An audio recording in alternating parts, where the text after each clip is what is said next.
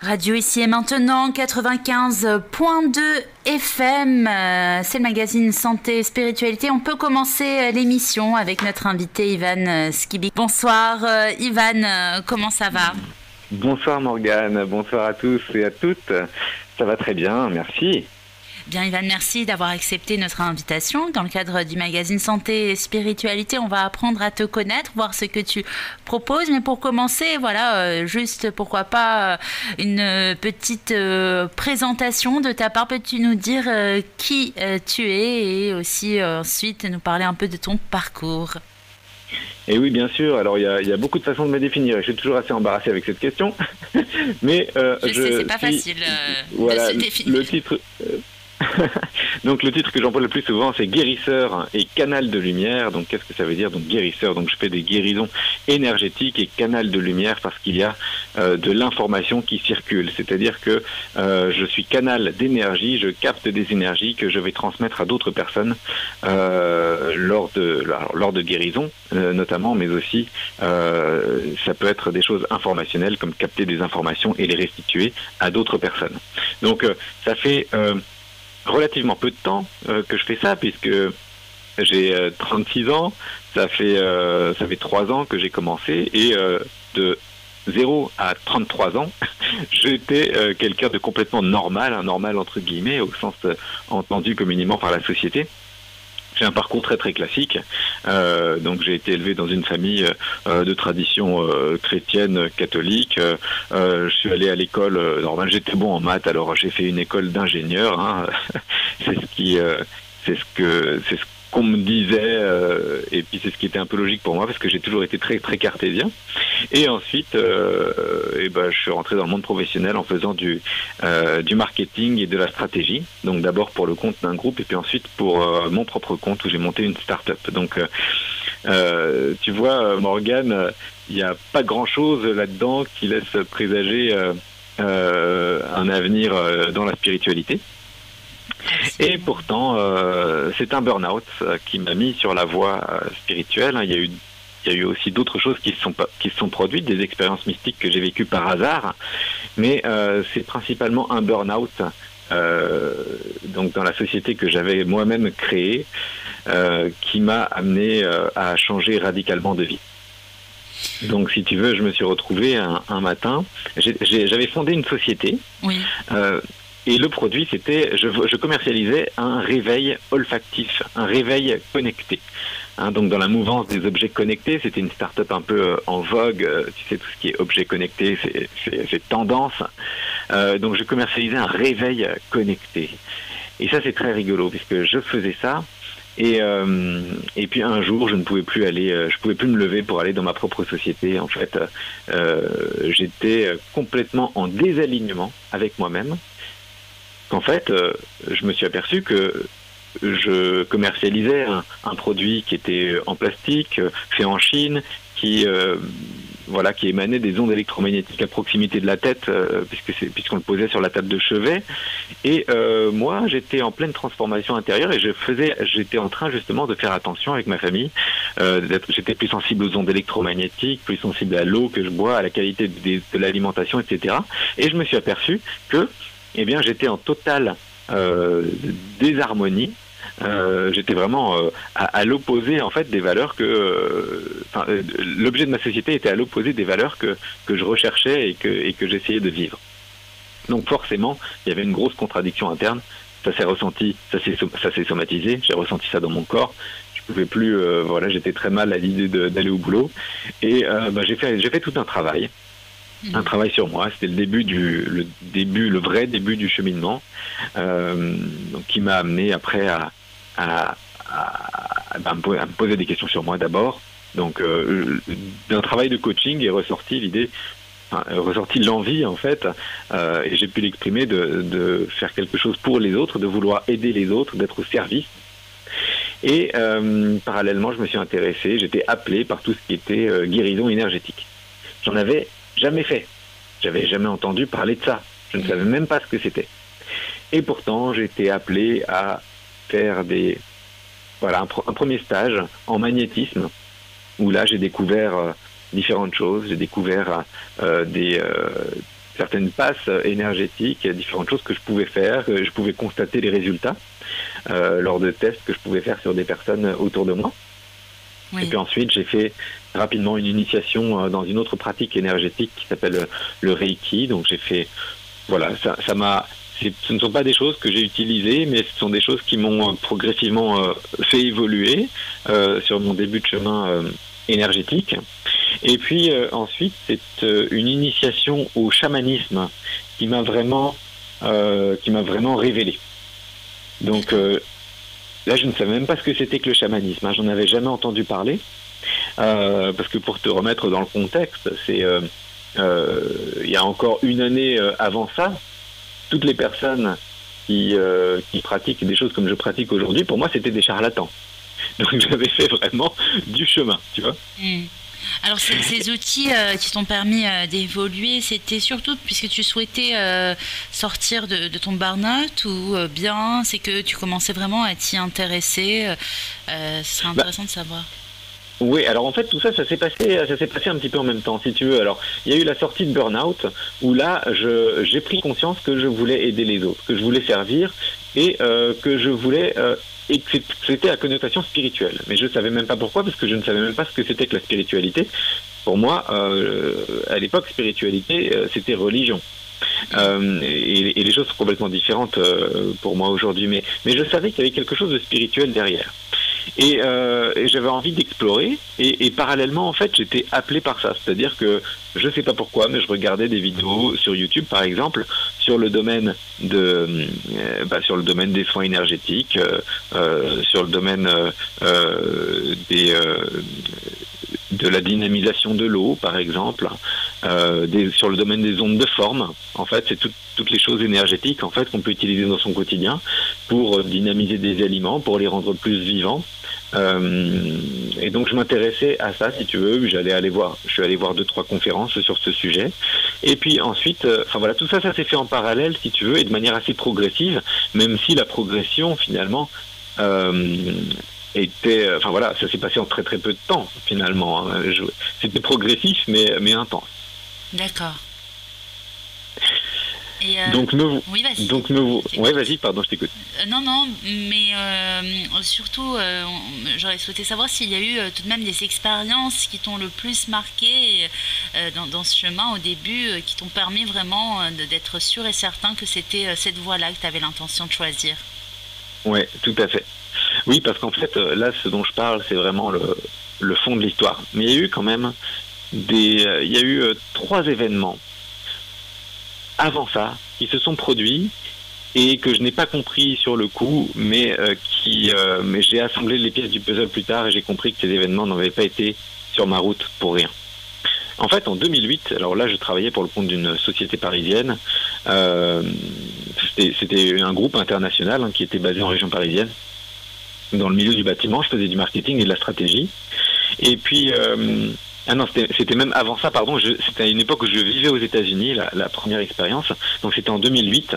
Je vivais aux États-Unis, à Boston, parce que je faisais une partie de mes études là-bas, je faisais un MBA. Et puis, une nuit, s'est produit quelque chose d'incroyable. C'est-à-dire que je précise que je n'avais consommé aucune substance, j'avais pas bu d'alcool, c'était complètement une nuit normale, c'est simplement que j'étais dans mon lit, je ne trouvais pas le sommeil. Donc le temps passe, je ne sais pas quelle heure il était, 1h, 2h, 3h du matin, je ne trouve pas le sommeil, et là tout d'un coup, je me retrouve vraiment dans une autre dimension.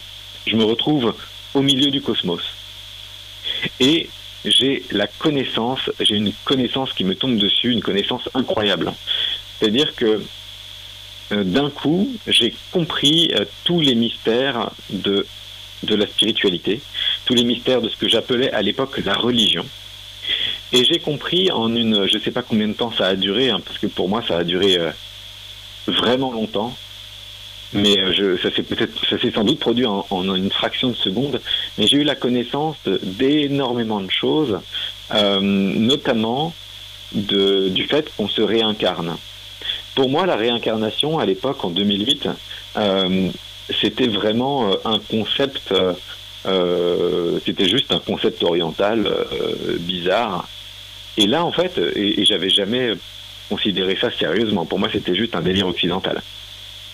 Et puis tout d'un coup, là, je comprends, parce que je le sais, je l'intègre instantanément et j'en ai été convaincu à partir de ce moment-là. Et puis tu pourras jamais me défaire de cette idée-là. J'ai compris qu'on se réincarnait.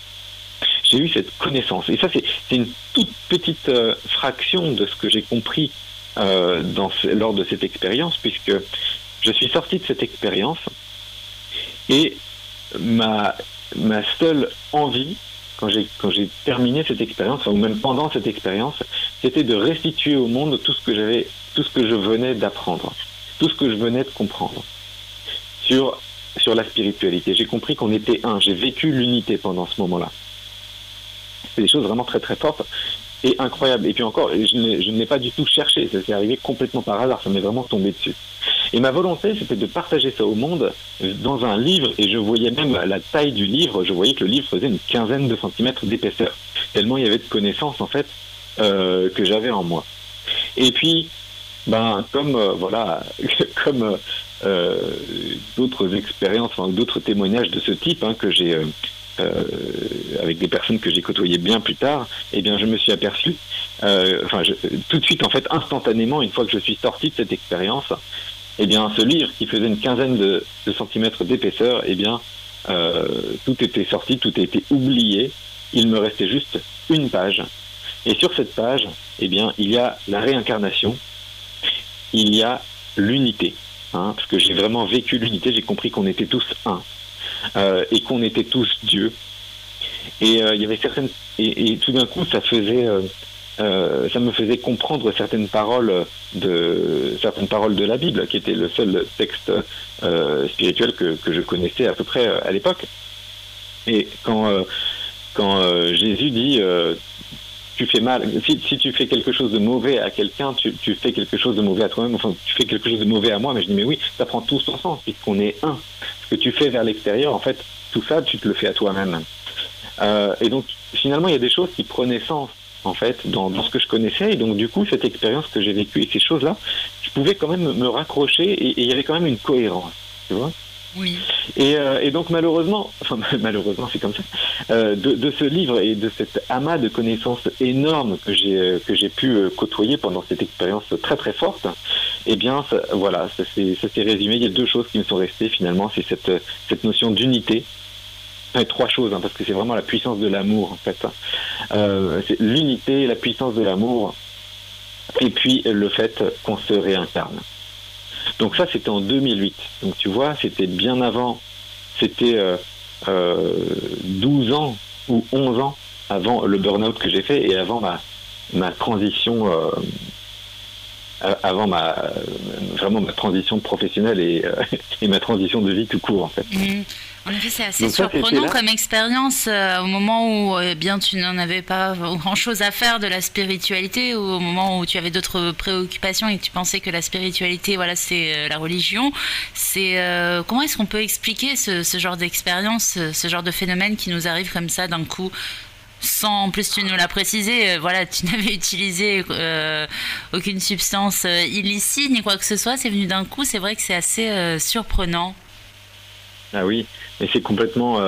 comment l'expliquer? Eh bien écoute, c'est que ça devait se produire ainsi, c'est que c'est bien après coup que j'ai compris ça, parce que sur le coup, cette expérience, ça me semblait tellement bizarre, je savais que c'était pas un rêve, c'était beaucoup trop fort, vraiment il y a eu une grosse ouverture de conscience qui s'est faite à ce moment-là. Et comment l'expliquer? Eh bien, c'est simplement que ça devait se produire ainsi. C'est simplement que cette connaissance-là, cette expérience-là, elle devait se produire vraiment. Elle était là sur mon chemin et il fallait que je me réveille, en fait. C'est un petit peu ça. Et ça a été, et tu vois, je me suis pas réveillé tout de suite pour autant, mais ça m'a ouvert, ça a été une première grosse pièce du puzzle qui m'est tombée dessus et que j'ai compris que longtemps plus tard. Puisqu'en fait, cette expérience, qu'est-ce que j'en ai fait? Rien du tout. J'en ai parlé à absolument personne. Que je ne savais pas à qui en parler. J'avais peur d'être pris pour un fou. J'avais peur qu'on me dise mais c'est un rêve, qu'est-ce que tu as fumé, qu'est-ce que tu as fait, c'est juste un rêve, tu as déliré. Ils ne comprennent pas au sérieux en fait. Et et je me sentais pas du tout de parler d'un sujet aussi profond avec les personnes que je côtoyais à l'époque, que je connaissais. Donc finalement, j'ai gardé ça dans un coin de ma tête, et puis j'ai poursuivi ma vie normale. À cette époque-là, j'étais aux États-Unis, j'avais 23 ans, donc si tu veux, moi dans ma vie, c'était sortir, voir les copains, draguer des filles, c'était ça ce qui était important pour moi. Donc il fallait que je continue un petit peu ma jeunesse, j'ai envie de dire. Mais pour autant, voilà, ça a été une expérience forte avec une modification, vraiment une évolution dans ma conscience à ce moment-là. Mmh. Donc c'était la première étape, mais bien sûr, comme tu viens de nous le rappeler, finalement, tu n'en as même pas parlé à ton entourage, ni quoi que ce soit du genre. Voilà, tu l'as laissé de côté. Et ensuite, qu'est-ce qu'il y a eu? Est-ce qu'il y a eu d'autres phénomènes qui se sont produits, qui se sont posés sur ta route? Oui, tout à fait. Alors ça, c'était la première grosse expérience. Et puis, il n'y a plus rien eu de tel. Plus rien eu de bizarre ou de mystique ou de particulier pendant 5 ou 6 ans. Et ensuite, alors je me rappelle plus si c'était 2012 ou 2013, il y a eu une autre expérience qui s'est produite. Alors là, bon, je travaillais donc en région parisienne dans un groupe, et puis je me rappelle, c'était un week-end, j'étais dans mon studio parisien, c'était un dimanche, j'avais mangé mon repas de midi et puis je me suis allongé sur mon lit pour une sieste. J'étais particulièrement détendu ce jour-là, et donc je m'assoupis sur mon lit, et tout d'un coup, je me vois depuis le plafond. Donc en fait, je vois mon corps qui est allongé sur mon lit, complètement détendu, complètement assoupi, et je me vois vraiment de l'extérieur, depuis le plafond, depuis le lustre, enfin à peu près depuis cet endroit-là, à quelques mètres de mon corps. Et là, je me dis, tiens, il y a quelque chose de bizarre. Suis-je mort? J'avais pas du tout peur. Et la question que je me pose, c'est, est-ce que je suis mort? Et en me posant cette question, ça ne me faisait ni chaud ni froid. La réponse aurait pu être oui ou non. Moi, j'étais bien. J'étais vraiment parfaitement... je me sentais vraiment bien, en fait. Il n'y avait aucune tension dans mon être, parce que je peux pas dire dans mon corps, parce que mon corps je le voyais de l'extérieur, mais il n'y avait aucune tension nulle part, et j'aurais pu être mort ou pas, ça n'aurait rien changé, mais tout simplement c'était juste l'observation. Est-ce que je suis mort? Et puis après, enfin, je prends conscience, quand je me dis non, je ne suis pas mort, mais il se passe quelque chose. Et puis à ce moment-là, je prends conscience aussi que comme la première fois, il y a énormément d'informations à laquelle j'ai accès. C'est-à-dire que à ce moment-là précisément, je savais que je savais tout. Il y avait vraiment cette omniscience qui était là. Et je savais que j'avais accès à tout, en fait. Et je savais que je savais tout. Mais il n'y avait même pas... Et ce qui est paradoxal, c'est que je sentais aussi qu'il n'y avait même pas d'intérêt à poser les questions pour lesquelles j'aimerais avoir des réponses. Donc c'est-à-dire, tu peux te dire, tiens, toute ta vie, tiens, qui a assassiné John Lennon, ou quelle est la vérité sur telle affaire? Mais en fait, j'étais dans un état où je savais que je pouvais avoir accès à ce genre d'informations, mais je n'en avais rien à faire puisque c'était vraiment pas important. Donc tu vois, je me dis tiens, j'ai accès à tout, et bon. Et encore une fois, il y avait ce sentiment d'unité, ce sentiment de grande puissance, ce sentiment que ouais, c'est ça, que je faisais partie d'un tout, et que tout était un finalement. Et à partir de ce moment-là, j'ai commencé, là il y a mon mental qui a commencé à s'agiter un petit peu trop, c'est-à-dire que là j'ai commencé à me poser vraiment plus de questions, à me dire tiens, c'est marrant cette expérience, à prendre, disons, à ne plus être suffisamment dans une position d'observateur comme je l'étais, mais à plus vouloir comprendre ce qui m'arrivait, ce phénomène, etc. Et donc là automatiquement, boum, j'ai réintégré mon corps. C'est-à-dire ma conscience est revenue dans mon corps.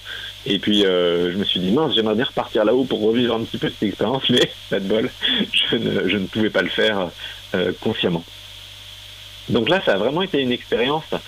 Alors la première expérience, tu vois, j'étais ailleurs, je saurais pas te dire où, j'étais dans le cosmos, mais là, c'était plus ce que j'appelle une expérience de sortie de corps, puisque je pouvais me voir depuis l'extérieur, et je savais que j'avais conscience aussi que je pouvais être n'importe où à la vitesse de la pensée. Je pouvais me retrouver n'importe où, seulement là, bon, j'avais choisi d'observer mon corps, ça s'est présenté comme ça.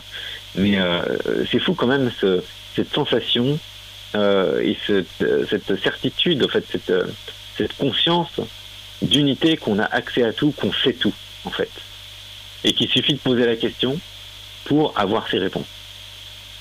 Même si là, évidemment, je ne l'ai pas fait. L'expérience a été rapide.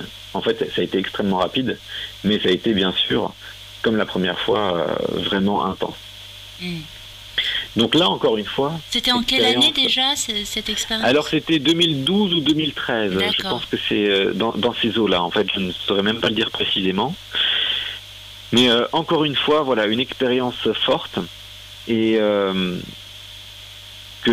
dont je n'ai pu parler à personne, puisque je ne connaissais personne avec qui en parler. Et puis moi-même, je trouvais ça tellement bizarre que j'avais peur qu'on me prenne pour un fou, qu'on me prenne pas au sérieux, qu'on me fasse des remarques et tout. Donc encore une fois, j'ai gardé cette expérience pour moi.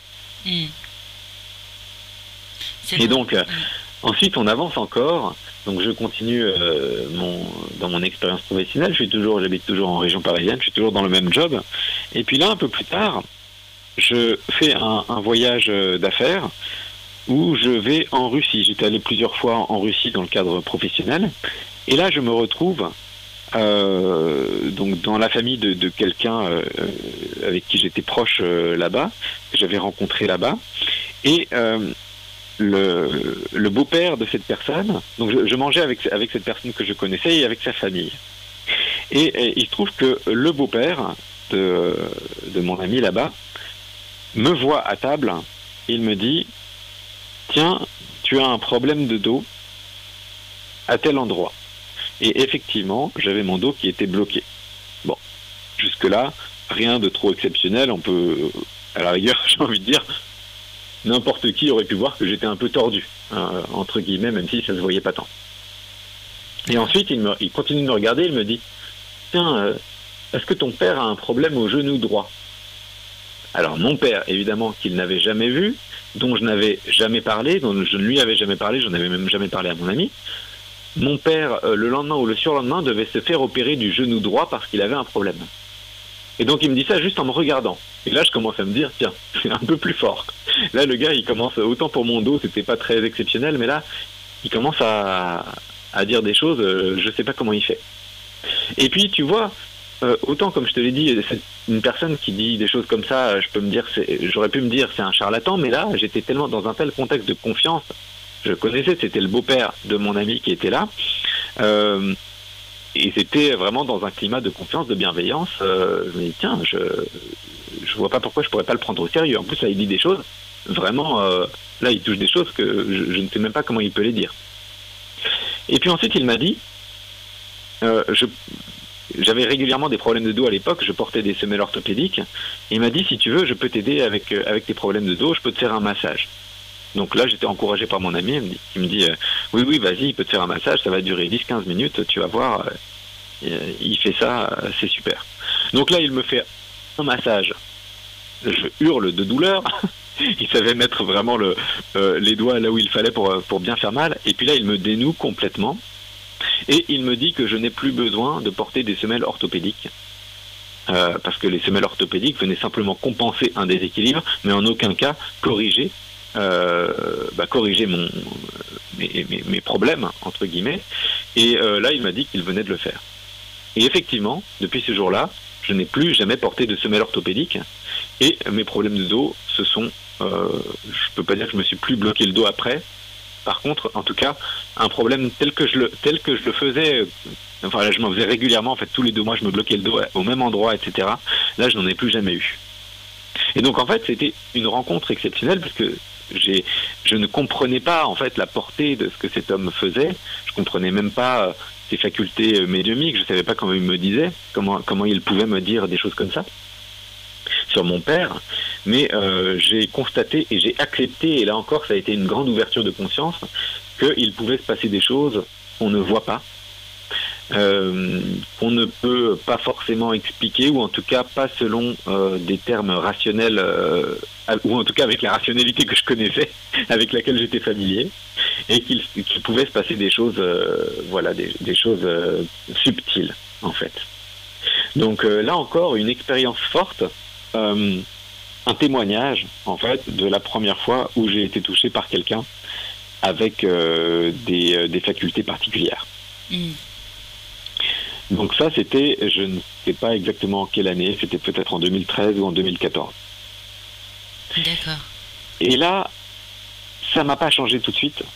Alors évidemment, j'ai plus porté de semelle orthopédique, mais ça a laissé vraiment des empreintes en moi, ces expériences, si tu veux. Mais est-ce que tu as commencé tout de même à t'intéresser un peu à ce domaine un peu spirituel, tout ce qui est alternative, tout ce qui est magnétisme, Reiki, etc. à ce moment-là ou pas encore? Pas à ce moment-là. Pas à ce D'accord. moment-là, puisque là, j'étais encore dans une vie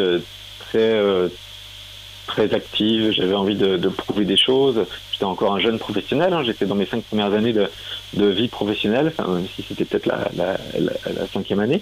Mais voilà, encore jeune avec des choses à prouver, avec pas mal d'ambition au sens où on l'entend communément, c'est-à-dire vouloir me faire une carrière, grimper en échelon, etc. C'était ça mes préoccupations de l'époque.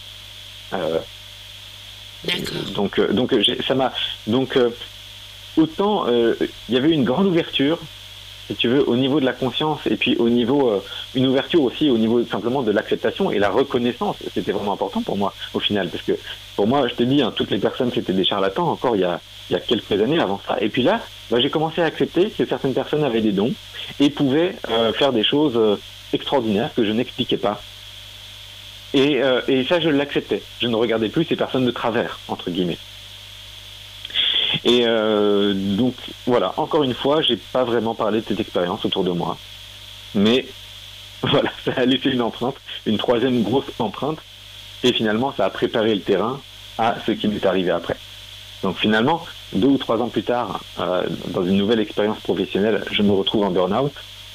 Et là, en fait, toutes ces choses, j'ai commencé à les comprendre.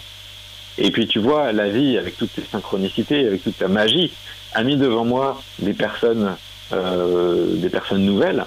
Donc j'ai commencé par exemple à faire un stage en magnétisme qui m'a amené à faire du covoiturage pour me rendre quelque part. Et puis dans le covoiturage, je rencontre une personne qui me dit avoir fait une expérience de mort imminente. Je ne savais pas ce que c'était. Alors après, je tape sur YouTube expérience de mort imminente, je vois ce que c'est et je me dis mais tiens, ça ressemble étrangement à ce que j'ai vécu en 2008 et en 2012. Même si dans ces expériences de décorporation et dans ces expériences mystiques, on va dire, je ne les ai pas vécues dans un contexte de mort imminente puisque j'avais aucun danger, j'avais pas eu d'accident, mais ces sorties de corps, c'est vraiment ce que j'ai vécu. Et les témoignages que je pouvais entendre lorsque je me documentais sur ces sujets de sortie de corps et de mort imminente, je me dis mais tiens, les personnes vivent exactement la même chose que moi. Elles ont toutes vécu ce sentiment d'unité. Alors parfois il y a un peu plus de visuel, un peu plus de choses, de la lumière qui vient, mais au final, toutes ces personnes décrivent l'unité, l'omniscience, ou alors c'est ce type de révélation, j'ai envie de dire. Et donc là, en fait, j'ai pu me raccrocher à quelque chose. Ces choses qui m'étaient arrivées que je ne savais pas expliquer, là, j'ai pu mettre des mots dessus. Donc j'ai pu dire, ah bah tiens, ce sont des expériences de sortie de corps que j'ai vécues. Et ça, en fait, ça m'a raccroché à des concepts, ça m'a rassuré, parce que j'ai vu qu'il y a énormément de personnes qui ont déjà vécu dans leur vie de telles expériences. Et puis ensuite, bien entendu, j'ai continué à creuser, et j'ai continué à m'intéresser à différentes choses dans la spiritualité. Puis ensuite, tu vois, plus tu mets le nez dedans, plus tu découvres, en fait. Plus tu apprends, plus tu évolues. Donc ensuite, c'est allé assez vite. Mais tu vois un peu, comme ces 3 expériences fortes, je ne les ai comprises que des années plus tard. Et au final, elles étaient là au bon moment. Et c'est simplement que les pièces du puzzle se sont assemblées. En effet, 3 expériences exceptionnelles et justement ça nous amène à cette question, une question qui persiste. Pourquoi est-ce que c'est tombé sur toi ? Ah, pourquoi est-ce que c'est tombé sur moi ? En fait, je pense que tout le monde a accès à ce type d'expérience. Et ce qui est important là-dedans, c'est pas l'expérience elle-même, c'est le chemin que tu fais. C'était simplement, ces expériences me sont arrivées puisque mon chemin, enfin, ça devait être ainsi pour que j'en arrive à ma mission de vie. En tout cas, c'est comme ça que j'interprète. Ma mission de vie, aujourd'hui, aider les gens à monter en conscience. Comment je fais ça? À travers des partages, des enseignements, entre guillemets, donc des partages de vidéos notamment que je mets sur YouTube, et puis à travers des soins énergétiques. Donc à travers des guérisons énergétiques. Et le partage et la guérison vont complètement de pair.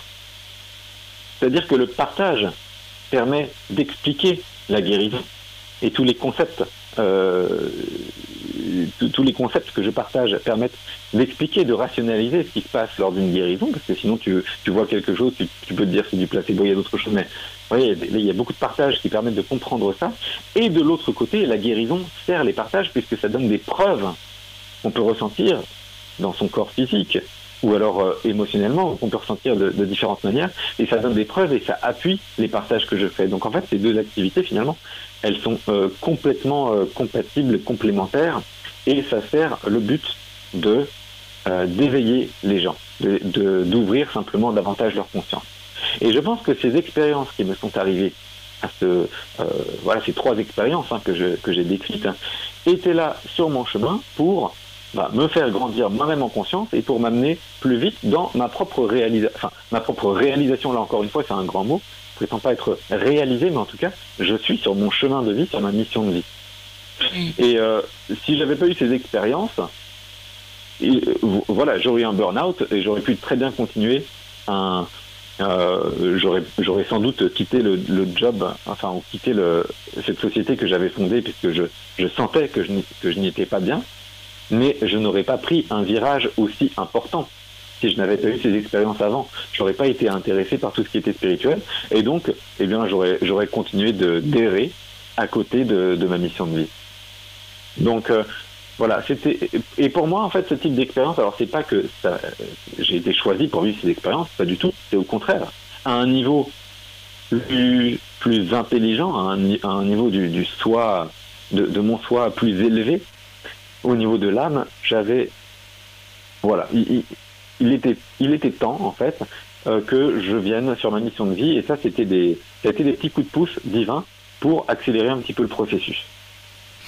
Alors tu dis que c'est la capacité de tout le monde d'avoir ce genre d'expérience, mais bon, on va dire après des dizaines d'années de pratiques spirituelles et malgré l'application des protocoles de Robert Monroe, j'arrive toujours pas à sortir de mon corps. Donc je ne comprends toujours pas comment est-ce que c'est possible. Eh bien écoute, figure-toi que moi, si je veux sortir de mon corps de manière consciente, je n'y arrive pas.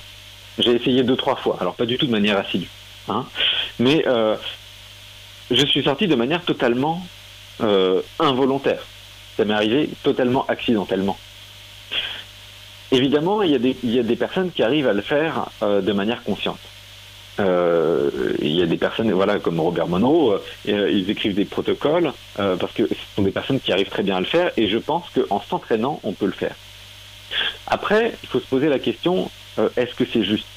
Tu sais, Morgane, il y a tellement de choses à explorer dans la spiritualité, et moi tous les jours je découvre des choses, je découvre des nouvelles thérapies, je découvre plein de choses qui ont l'air toutes passionnantes, et puis je me dis est-ce que je peux tout faire? Est-ce que je peux tout explorer? Non. Est-ce que ça a un intérêt de tout explorer pour moi?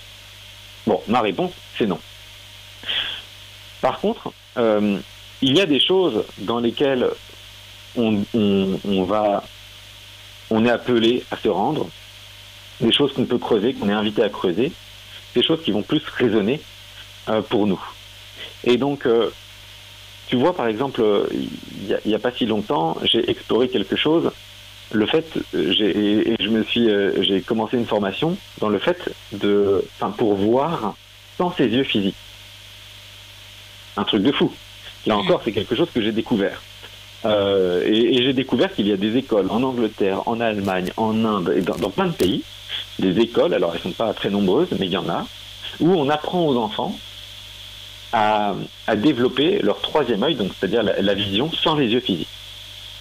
Et alors, tu peux vérifier, tout le monde, je parle à tous, tous les auditeurs, vous pouvez vérifier sur YouTube, voir sans ses yeux.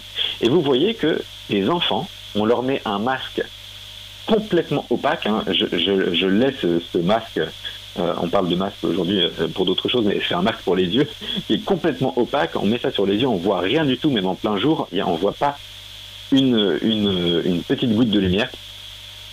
Et ces enfants, ils ont le masque sur les yeux et ils lisent des livres. Ils jouent au football et ils font tout de manière normale. Et donc en fait, je me suis dit, c'est complètement fou, waouh, ça m'a tellement émerveillé en fait de voir ça que eh bien moi aussi j'ai voulu explorer un petit peu j'ai voulu explorer un petit peu ça. J'ai exploré, évidemment, pour arriver à des résultats vraiment importants. C'est-à-dire pour arriver à voir sans ses yeux et à lire un livre sans ses yeux, ça demande quand même d'être assidu, ça demande de l'entraînement et ça demande plus que les 8 semaines de cursus que j'ai suivi moi-même. Après le cursus, je me suis dit, et là j'ai compris que ok, c'est pas forcément mon chemin de faire ça. Par contre, je me suis aperçu pendant ces 8 semaines que ma vue physique avait évolué. Donc en fait, c'est-à-dire qu'il y avait vraiment ça faisait vraiment travailler certaines choses.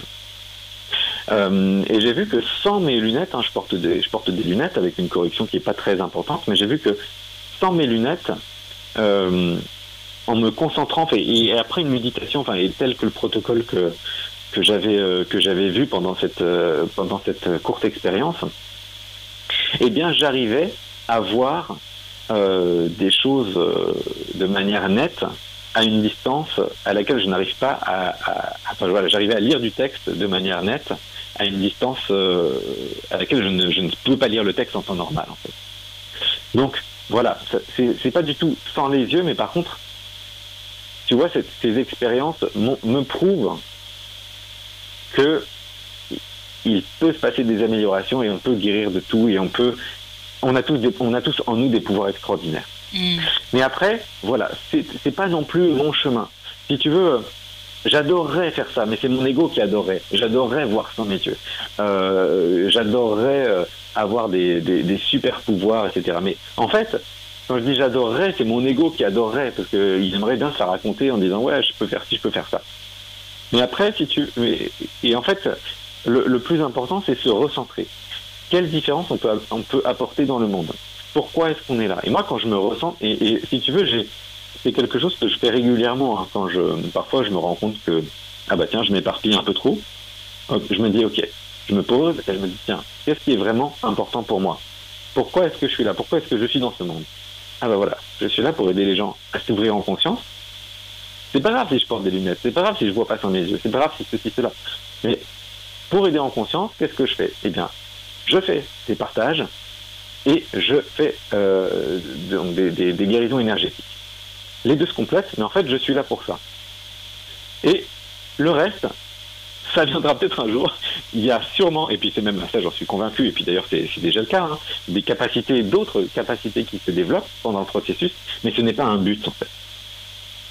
Donc pour en revenir à Robert Monroe et la sortie de corps, c'est des expériences géniales, et puis je te souhaite vraiment d'y arriver, parce que de pouvoir le vivre, etc. Mais c'est peut-être pas le truc le plus juste ou le plus pertinent, ou en tout cas pas la chose la plus importante pour toi. Est-ce que tu peux amener à ce monde et est-ce que tu peux découvrir toi en toi pour ta propre évolution, ta propre réalisation? Ça passe peut-être par autre chose en fait. D'accord. Alors, tu nous as parlé donc de vision extracorporelle. Alors, ce serait intéressant de savoir ce qui se passe quand un aveugle sort de son corps. Quand un aveugle sort de son corps? Oui. Alors, je connais pas d'aveugles qui sont sortis de leur corps. Par contre, donc la personne qui m'a formé entre guillemets, en tout cas qui faisait le stage pour voir sans ses yeux, c'était une personne qui a déjà aidé des aveugles à voir. Donc des personnes qui n'avaient jamais vu, des personnes qui n'avaient jamais vu de naissance. Et puis des personnes qui ont déjà vu, puis qui ont eu un accident et qui avaient perdu leur vue. Eh bien, dans les deux cas, en fait, les personnes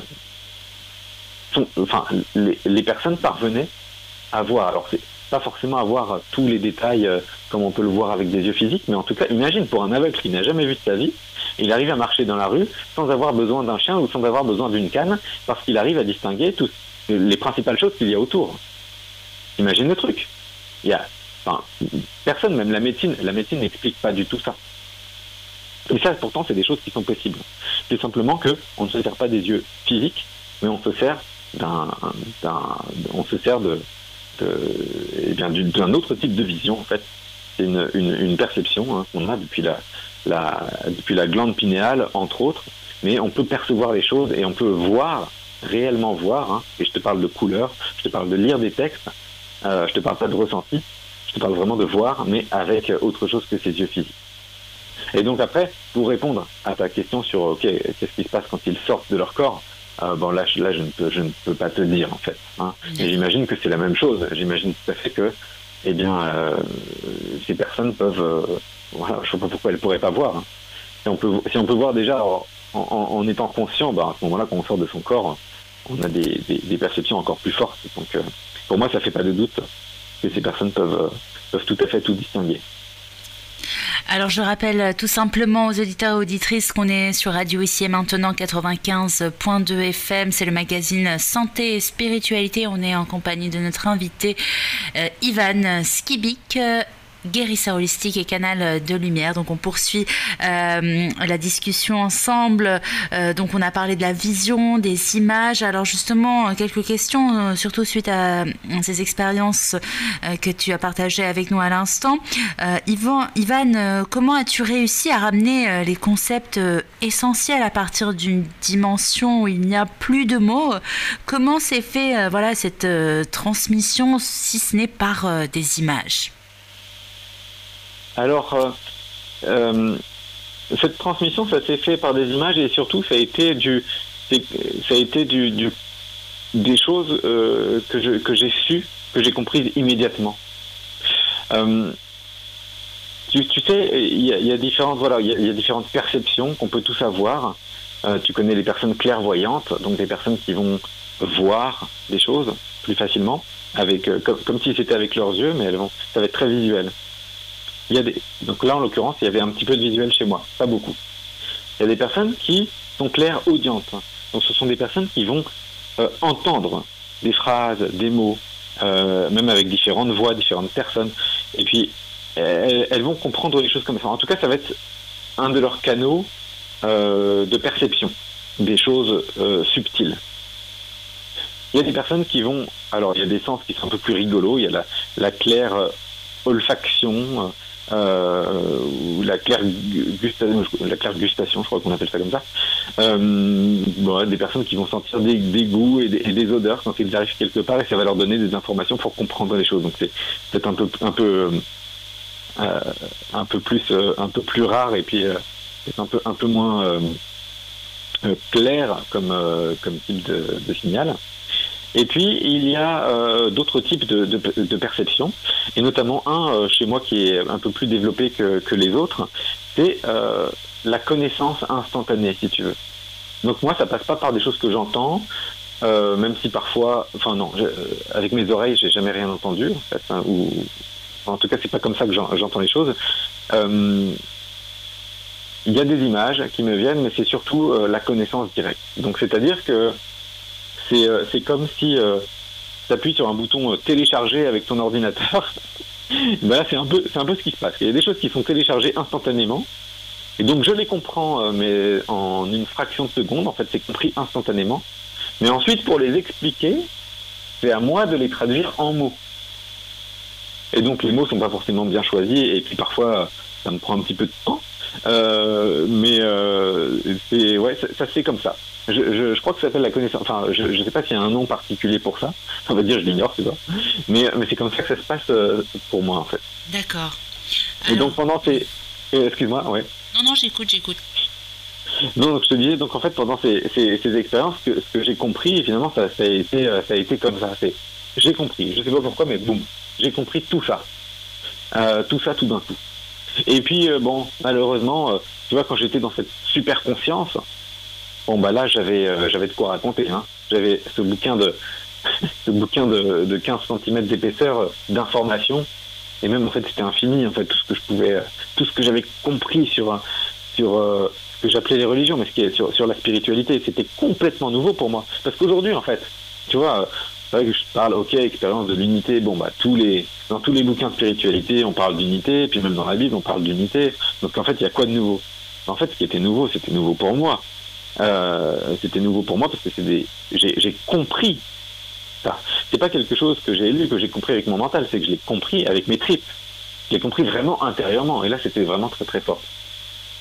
Donc voilà, ça a été vraiment instantané si tu veux, et puis ensuite, voilà, c'est avec mon mental finalement que j'ai pu mettre des mots dessus et que j'ai pu et que je peux le raconter.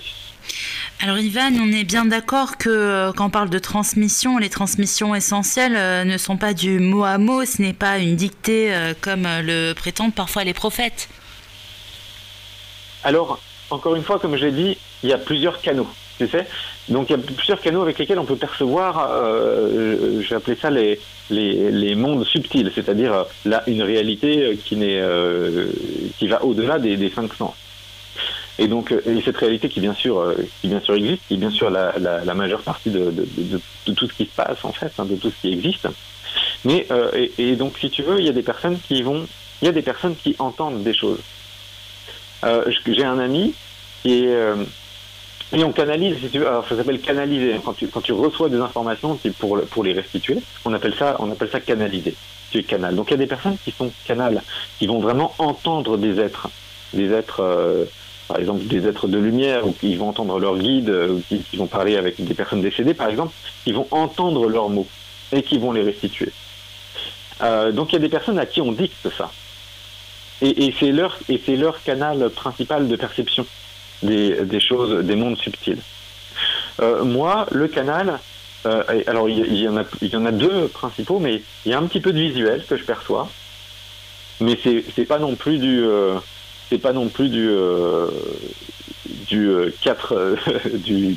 un écran 4K, etc. avec super définition. Non, mais le visuel, ça me permet juste c'est quelques images que je perçois parfois et qui me permettent juste de comprendre, de me donner des informations.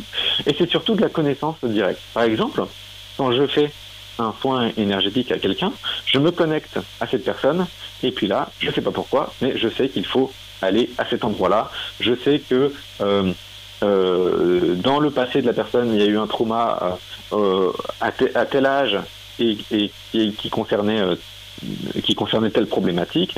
Je sais tel type de choses, voilà. Et ce qui vient en fait, c'est ce qui est juste pour moi de comprendre. C'est-à-dire que il y a peut-être des personnes qui ont, en fait, on a tous des capacités différentes en fait. Il y a des personnes qui vont être capables de comprendre énormément de choses sur des personnes, sur leur passé, etc. Moi, les seules choses que je vais percevoir, c'est dans l'intérêt du soin que je suis en train de faire. Et je ne vais pas percevoir plus de choses. Donc, tu me demandes par exemple un soin énergétique, je vais me connecter à toi, et en fonction de la problématique que tu m'as décrite, par exemple tu me dis ok, j'ai un problème d'arthrose, eh bien moi je vais me connecter à ce qui est lié à ton problème d'arthrose. Et puis je vais avoir des informations dessus. Je vais dire ah bah tiens, par exemple ici je vois qu'il y a un amas énergétique, une entité, telle chose qui est à cet endroit-là. Ok, je vais faire le travail dessus. Je vois aussi que c'est en lien avec tel sentiment, il y a des émotions qui ont été bloquées, qui ont été stockées à cet endroit-là, et puis voilà. Mais je vais pas savoir d'autres choses sur ta vie. C'est pas du tout intrusif, si tu veux. Les seules choses que je capte, c'est c'est toujours dans la limite de mes prérogatives, et là en l'occurrence, c'est pour faire un soin énergétique. Voilà. Donc après, il y a des personnes qui sont capables de savoir beaucoup plus de choses en regardant les personnes. Après on est tous différents, et on fait tout ça dans des buts différents aussi. Moi, c'est dans un but, dans le but thérapeutique d'aider les personnes.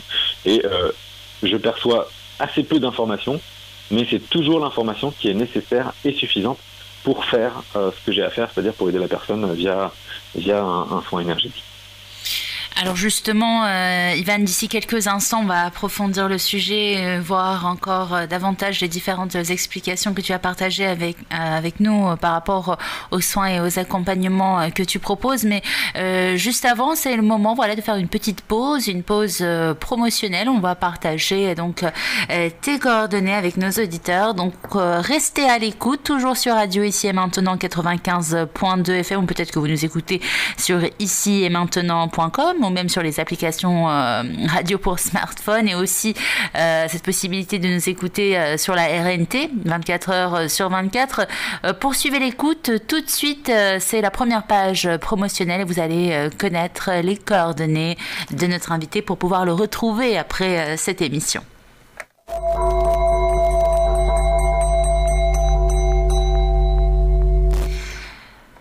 Ce soir sur Radio Ici et Maintenant 95.2 FM, notre invité Ivan Skibik, guérisseur et canal de lumière. Ivan vous propose des soins énergétiques, différents accompagnements, donc vous pouvez en savoir plus sur lui en le retrouvant sur les réseaux. Déjà, je vais partager avec vous son site internet, le site pour retrouver tous les accompagnements et toutes les propositions d'accompagnement de notre invité. C'est très simple, c'est ivanskibik.com. Alors je vais vous appeler tout ça. Ivan, ivanskybYk.com. Le site internet donc ivanskibik.com. Sur Facebook et sur YouTube, vous pouvez également retrouver notre invité sur YouTube. Ivan a près de 160 000 abonnés et partage régulièrement donc des vidéos. Chaîne YouTube et Facebook, tout simplement Ivan Skibik, I-V-A-N, plus loin, S-K-Y-B-Y-K. Vous pouvez également participer au prochain soin énergétique collectif qui est totalement gratuit. C'est demain, c'est le mercredi 19 mai. Le lien est disponible et présent sur le site d'Ivan. En tout cas, chaque semaine, vous pouvez à chaque fois retrouver le site puisque ces soins énergétiques collectifs gratuits ont lieu toutes les semaine. En tout cas, vous aurez plus d'informations et les différentes dates sur le site ivanskibik.com. Bon, si vous n'avez pas eu le temps de bien noter, je vous rappelle l'orthographe, ou bien si c'est pour tout simplement vérifier afin de voir si vous avez bien noté, ivanskybYk.com. Voilà, c'est tout attaché.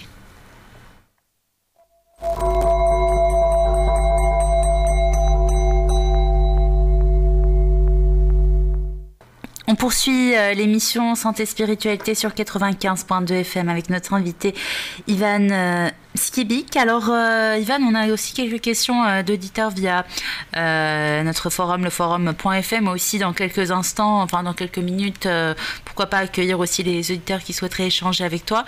Le numéro du standard, c'est le 08 92 23 95 20.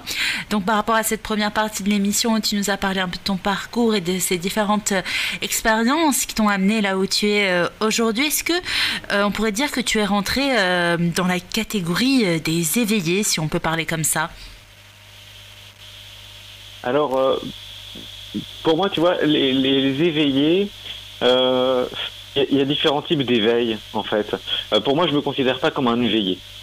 Mais c'est clair que je suis bien davantage éveillé que je ne l'étais il y a quelque temps. Donc, en fait, pour moi, c'est simplement... j'ai progressé sur mon chemin d'éveil, mais je n'ai pas encore... Enfin, je ne me considère pas comme un éveillé. Se considérer comme un éveillé, enfin, ça voudrait dire qu'il y a un certain cap qui a été franchi, un cap... voilà, et même pour définir ce cap, en fait, pour appeler, pour dire ah bah tiens, telle personne est éveillée, c'est un petit peu difficile à juger.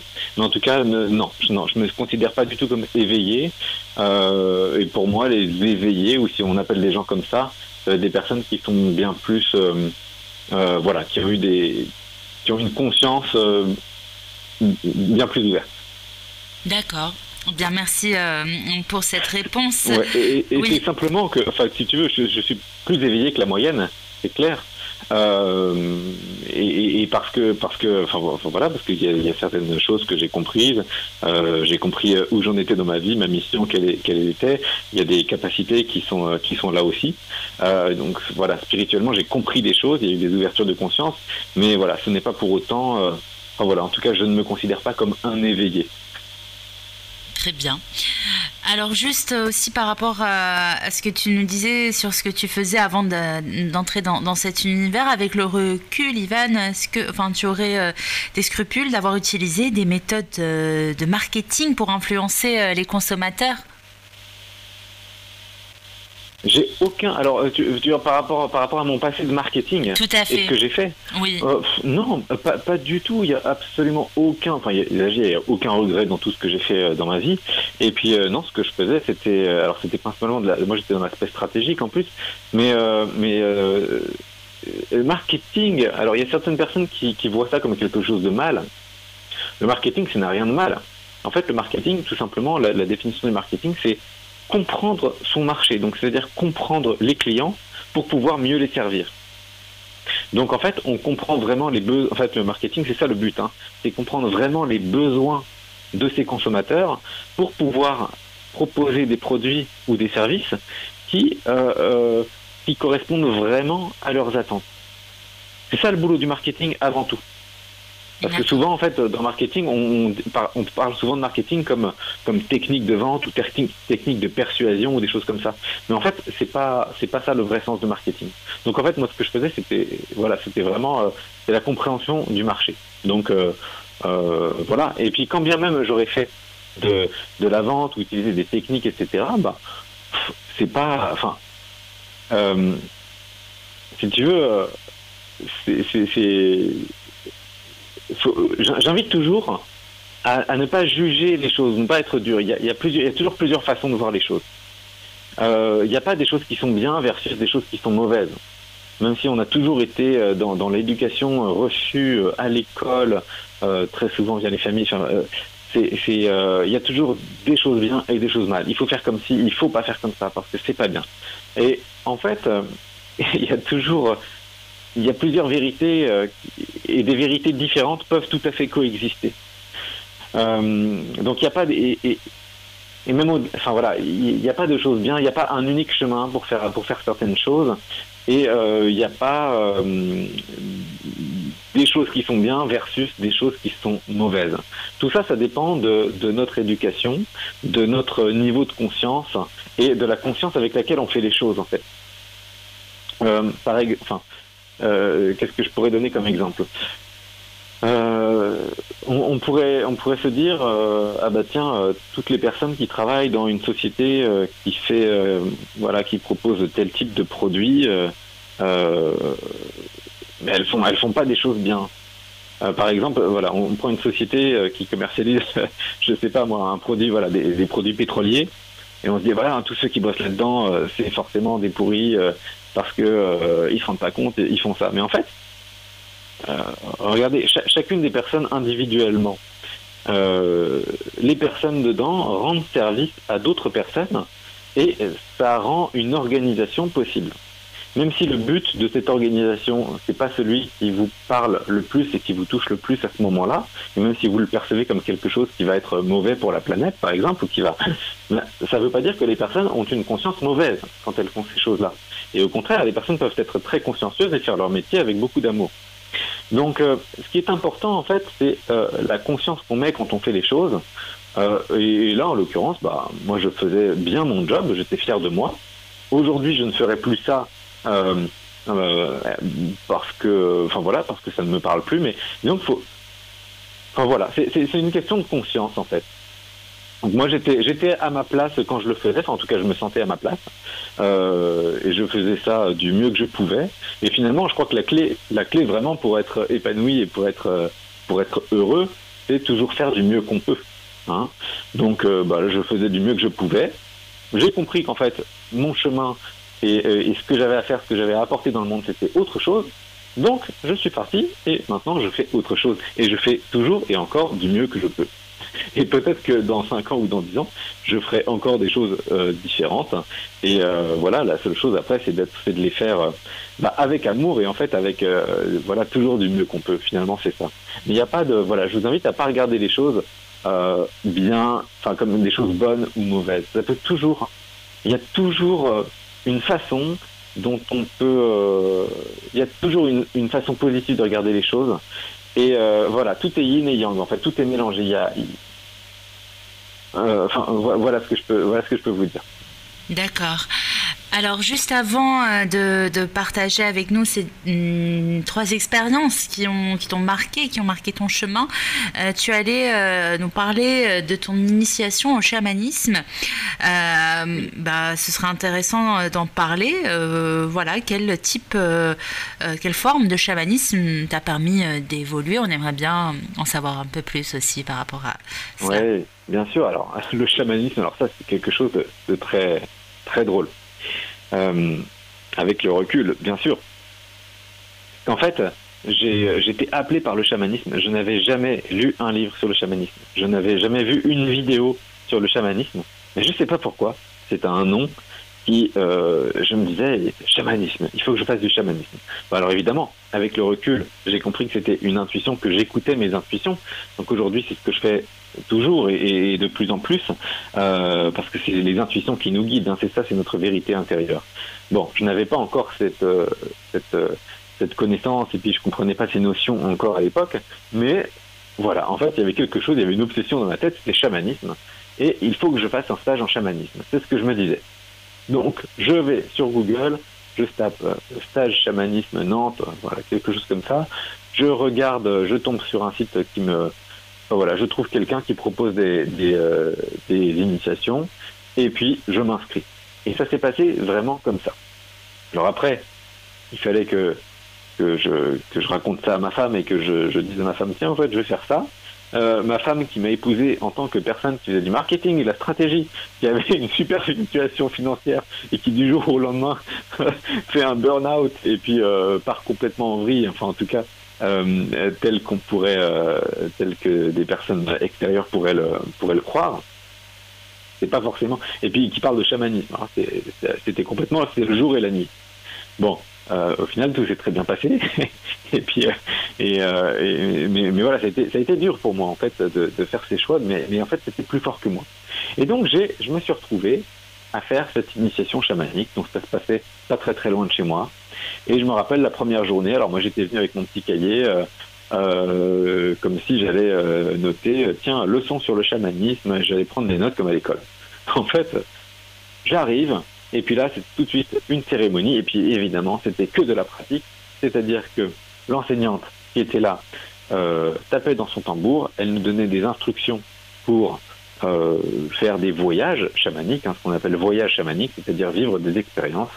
Donc on ferme les yeux et on se met dans un niveau de conscience modifié pour aller se connecter à différentes choses. Donc dans le chamanisme, on se connecte à des choses naturelles. Hein. Le chamanisme est vraiment toujours en lien avec la terre, avec les éléments. Donc en fait, par exemple, on se connecte à l'énergie de l'eau, on se connecte à l'énergie des arbres. Hein. Ce sont des exemples de voyages chamaniques qu'on fait. Et puis, on va... voilà, elle nous donnait des instructions pour comment ça se passe. Elle nous dit, voilà, vous connectez, vous posez l'intention de vous connecter à tel ou tel élément, puis vous allez poser telle question, vous allez chercher ça, et vous allez trouver vos réponses comme ça. Bon. Donc, j'arrive, on fait le premier voyage. Donc là, on allait rencontrer notre animal de pouvoir. Hein. C'était le premier voyage qu'on a fait, je crois.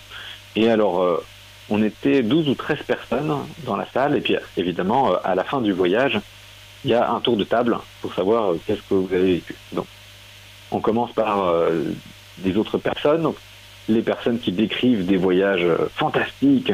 Oh, j'ai vu un tigre, il était magnifique, je voyais bien ses poils remuer dans le vent, etc. Et puis tout le monde décrit des choses extraordinaires. Et puis là arrive mon tour. Ah bah non, j'ai rien vu. Pour moi, c'était tout noir. Ok. Deuxième voyage de la journée. Bon, j'ai encore rien vu. C'est tout noir. Et là, la chamane qui nous initiait me dit, ça va se débloquer dans la journée. Bon, moi j'étais là de toute façon, donc j'accueillais les expériences, même si évidemment il y avait quand même un petit peu de frustration qui commençait à être là, puisque tout le monde vivait apparemment des voyages extraordinaires et décrivait des choses superbes, et moi je voyais rien. Et puis le troisième voyage, j'ai juste une intuition qui me vient comme ça.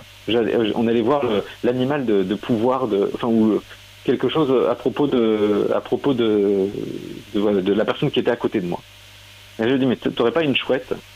Et elle me dit, mais si, la chouette, elle me parle, etc. Et donc là, je me dis, tiens, pendant tout le voyage, je voyais que du noir, j'ai rien entendu, j'ai rien vu, j'ai rien perçu. Mais il y a eu quand même un truc qui m'est venu, c'est la chouette. Et il se trouve que c'était cohérent pour cette personne. Et puis finalement, au cours de la journée, il y a des choses qui se sont débloquées. Après, j'ai commencé à avoir quelques images, et puis voilà, les choses se sont décristallisées. Et là, j'ai commencé à percevoir des choses. Et donc voilà, ça c'était ma première journée chamanique. Et puis évidemment, après, ça s'est poursuivi par pas mal d'autres journées, puisqu'en tout, il y en a eu une dizaine, il y en a eu 10, qui se sont étalées sur 5 mois. Et entre-temps, puisqu'on faisait, en fait, on faisait un week-end par mois pendant 5 mois ou 6 mois. Et entre-temps, moi j'avais acquis un tambour et je faisais aussi des voyages chamaniques de mon côté. Donc c'est-à-dire, voilà, je tapais dans mon tambour et puis j'essayais moi-même de me relier à différentes choses. Et puis en fait, avec la pratique, avec l'expérience, et puis bien sûr guidé par la chamane qui faisait cette initiation, par le groupe, et puis porté par tout ce qui se passait, eh bien, j'ai compris et j'ai su me connecter à d'autres énergies.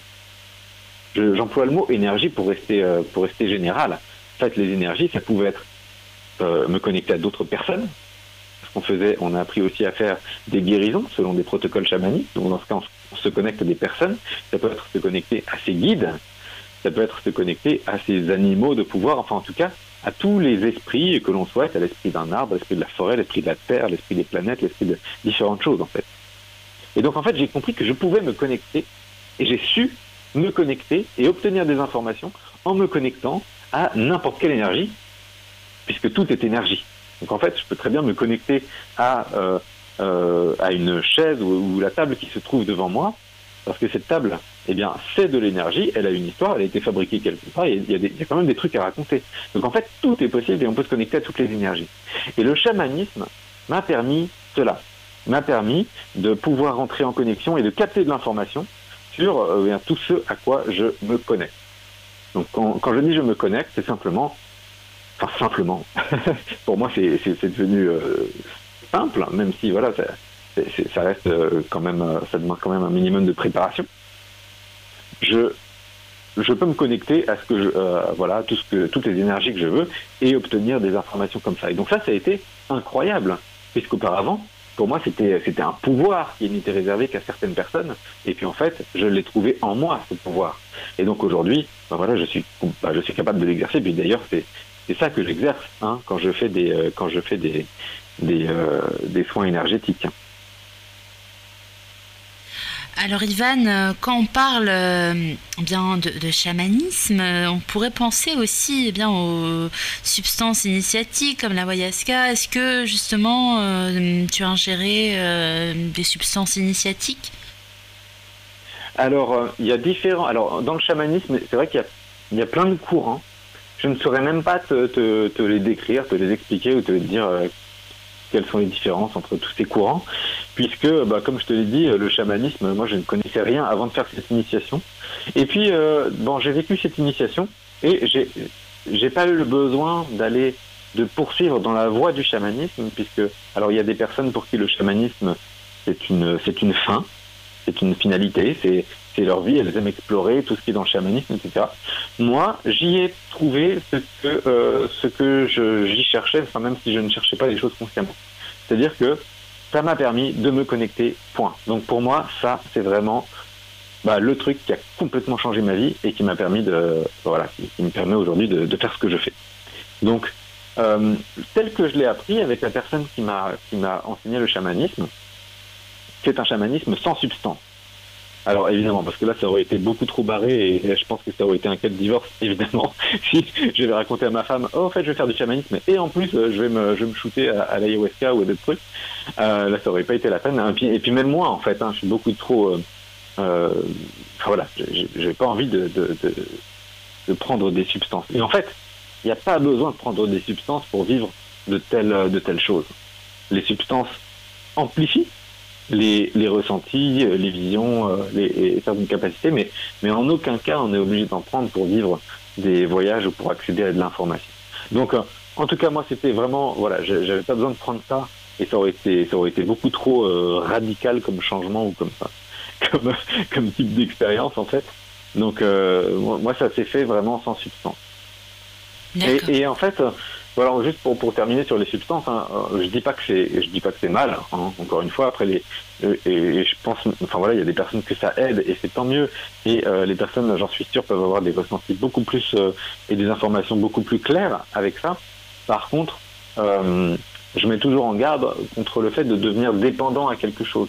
Alors c'est pas que la substance rende dépendant au niveau physique, mais c'est simplement que si on en utilise pour faire des voyages, au bout d'un moment, on se dit ah bah tiens, sans ayahuasca, je peux pas voyager. Et c'est pas vrai.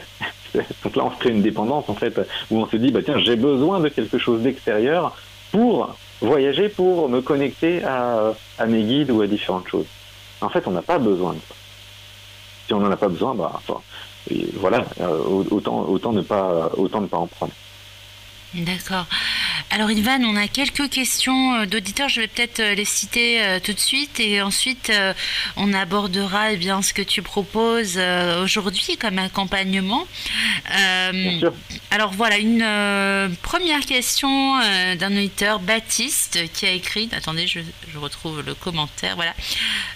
Je cite, « Avons-nous le choix de ne pas nous incarner ou nous réincarner ?» Oui, tout à fait. Vous avez, en fait, mais le choix, c'est pas vous qui l'avez avec votre mental. C'est simplement l'âme qui fait le choix de venir vivre une expérience sur Terre dans un corps physique. Elle aurait pu se dire, ah bah tiens, je vis une expérience non incarnée. Regardez, hein, quand on parle des personnes décédées, par exemple, où il y a des tas d'autres formes d'énergie, d'autres formes de vie, en fait. Tout est énergie. En fait, on pourrait se dire, bah tiens, on va expérimenter telle forme de vie, mais c'est pas forcément des choses physiques, c'est pas forcément des choses incarnées, où on peut rester à des niveaux très subtils, en fait. Mais ça, c'est un choix qui se fait au niveau de l'âme. Donc en fait, c'est pas avec le mental. Il y a beaucoup de personnes parfois qui me disent « Ah, j'ai pas envie de me réincarner sur cette terre, c'est trop dur, etc. » Mais enfin, c'est l'âme qui choisit, c'est pas le mental de la personne en fait. Et en fonction de ce qu'elle a envie d'expérimenter. D'accord. Alors, une autre question donc d'un auditeur posé sur le forum de la radio, le forum.fm. Je cite, « Quel est le facteur d'attirance qui nous amène inexorablement à reprendre une nouvelle naissance ?» Alors, je suis pas sûr d'avoir Tu peux répéter la question, s'il te plaît ? Oui. Alors, quel est le facteur d'attirance qui nous amène inexorablement à reprendre une nouvelle naissance? Bah, je pense que des nouvelles naissances, on est amené et on en prend plusieurs fois dans sa vie, ou dans ses vies. C'est-à-dire que là, j'ai eu une nouvelle naissance, par exemple, dans mon expérience, j'ai eu une nouvelle naissance, et voilà, je sais pas pourquoi, c'était plus fort que moi, il fallait que ce soit comme ça, j'ai vécu ces expériences qui m'ont préparé, et puis tout d'un coup, burn-out, et puis là, boum, j'ai compris qu'il fallait que je change. Mais je suis convaincu en fait que j'aurai à l'avenir d'autres types d'expériences, d'autres types de ruptures du même, d'autres ruptures du même type en fait. Et j'en suis persuadé. Ce sera simplement, ce sera à d'autres niveaux, mais il y aura de telles ruptures en fait. Et après pour le facteur demandé, alors je ne sais pas répondre précisément à cette question, mais je pense qu'on est tous là sur Terre et on vient tous chercher nos âmes s'incarnent sur Terre et le but en fait de toute âme c'est de rayonner, c'est de prendre conscience et de pleinement rayonner son caractère divin à travers la matière. Donc pour ça il nous faut des tas de vies physiques, parce que c'est pas en une vie qu'on va faire ça. Il nous faut accumuler pas mal d'expérience. Et au bout d'un moment, on arrive tous à ce niveau-là. Et donc après, c'est à nous de comprendre, au travers de nos expériences, on grandit en conscience, et puis on finit par comprendre ou pas des signes qui nous sont envoyés. Donc quand on les comprend, donc moi aujourd'hui, par exemple, je disais tout à l'heure, je suis beaucoup plus facilement mes intuitions.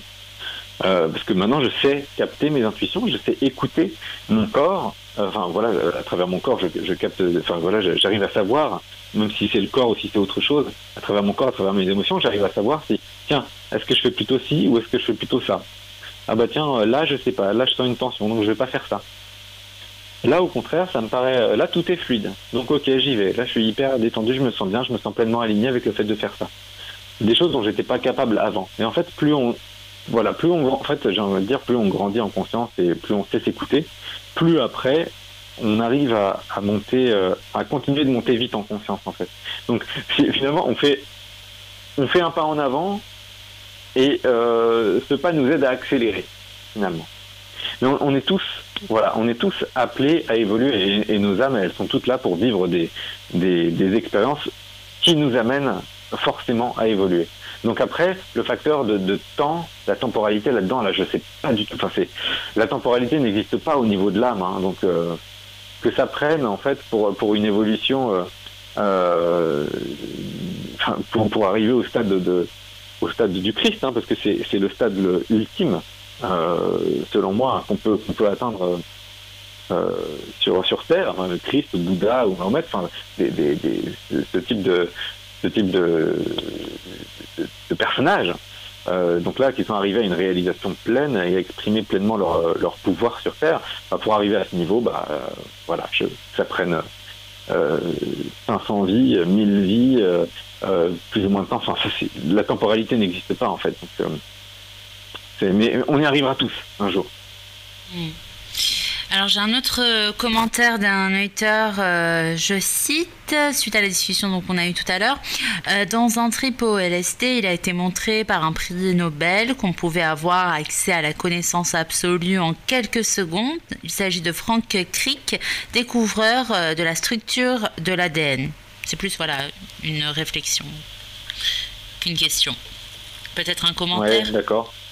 Ouais, un commentaire. Alors, mon commentaire, c'est que c'est l'expérience de cette personne. Et je pense pas qu'il y ait une règle, et pour tout, en fait, je pense pas qu'il y ait une règle générale qui puisse s'appliquer. Tiens, en prenant du LSD, tu vas forcément vivre telle expérience.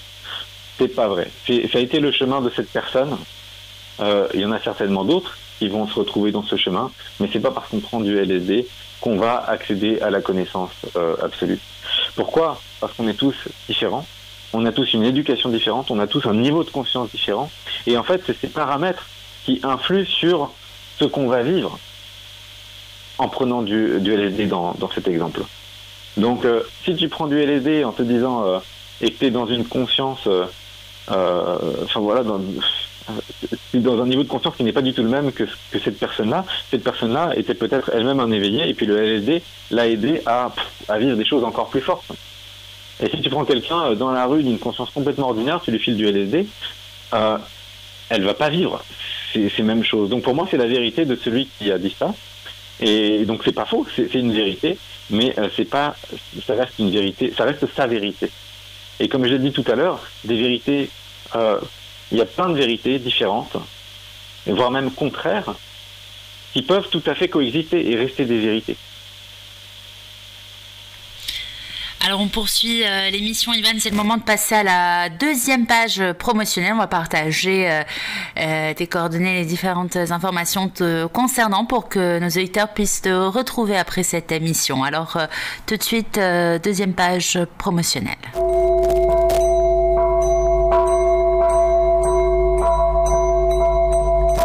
Sur Radio Ici et Maintenant, 95.2 FM, ce soir notre invité Ivan Skibik.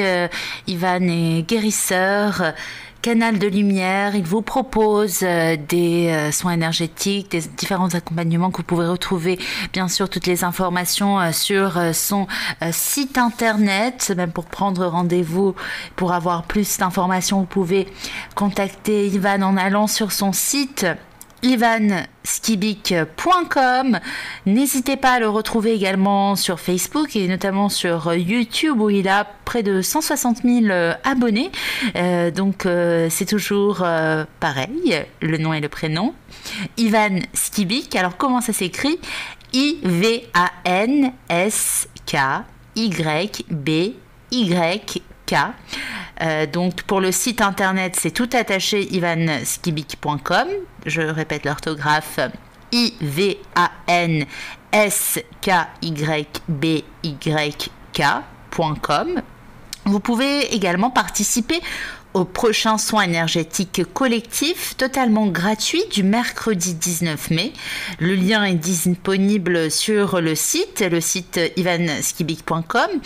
En tout cas, sachez que Ivan vous propose des soins énergétiques collectifs gratuitement chaque semaine à toutes les personnes désirant les recevoir. Donc, vous avez à chaque fois les liens et les différentes dates sur son site internet. Bon, si jamais vous n'avez pas eu le temps de bien noter aussi, vous avez tout simplement envie de vérifier. Je vous rappelle encore une fois l'orthographe.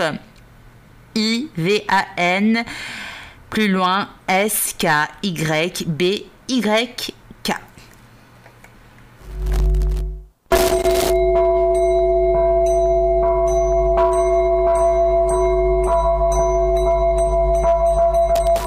Alors on arrive déjà à la dernière partie de l'émission.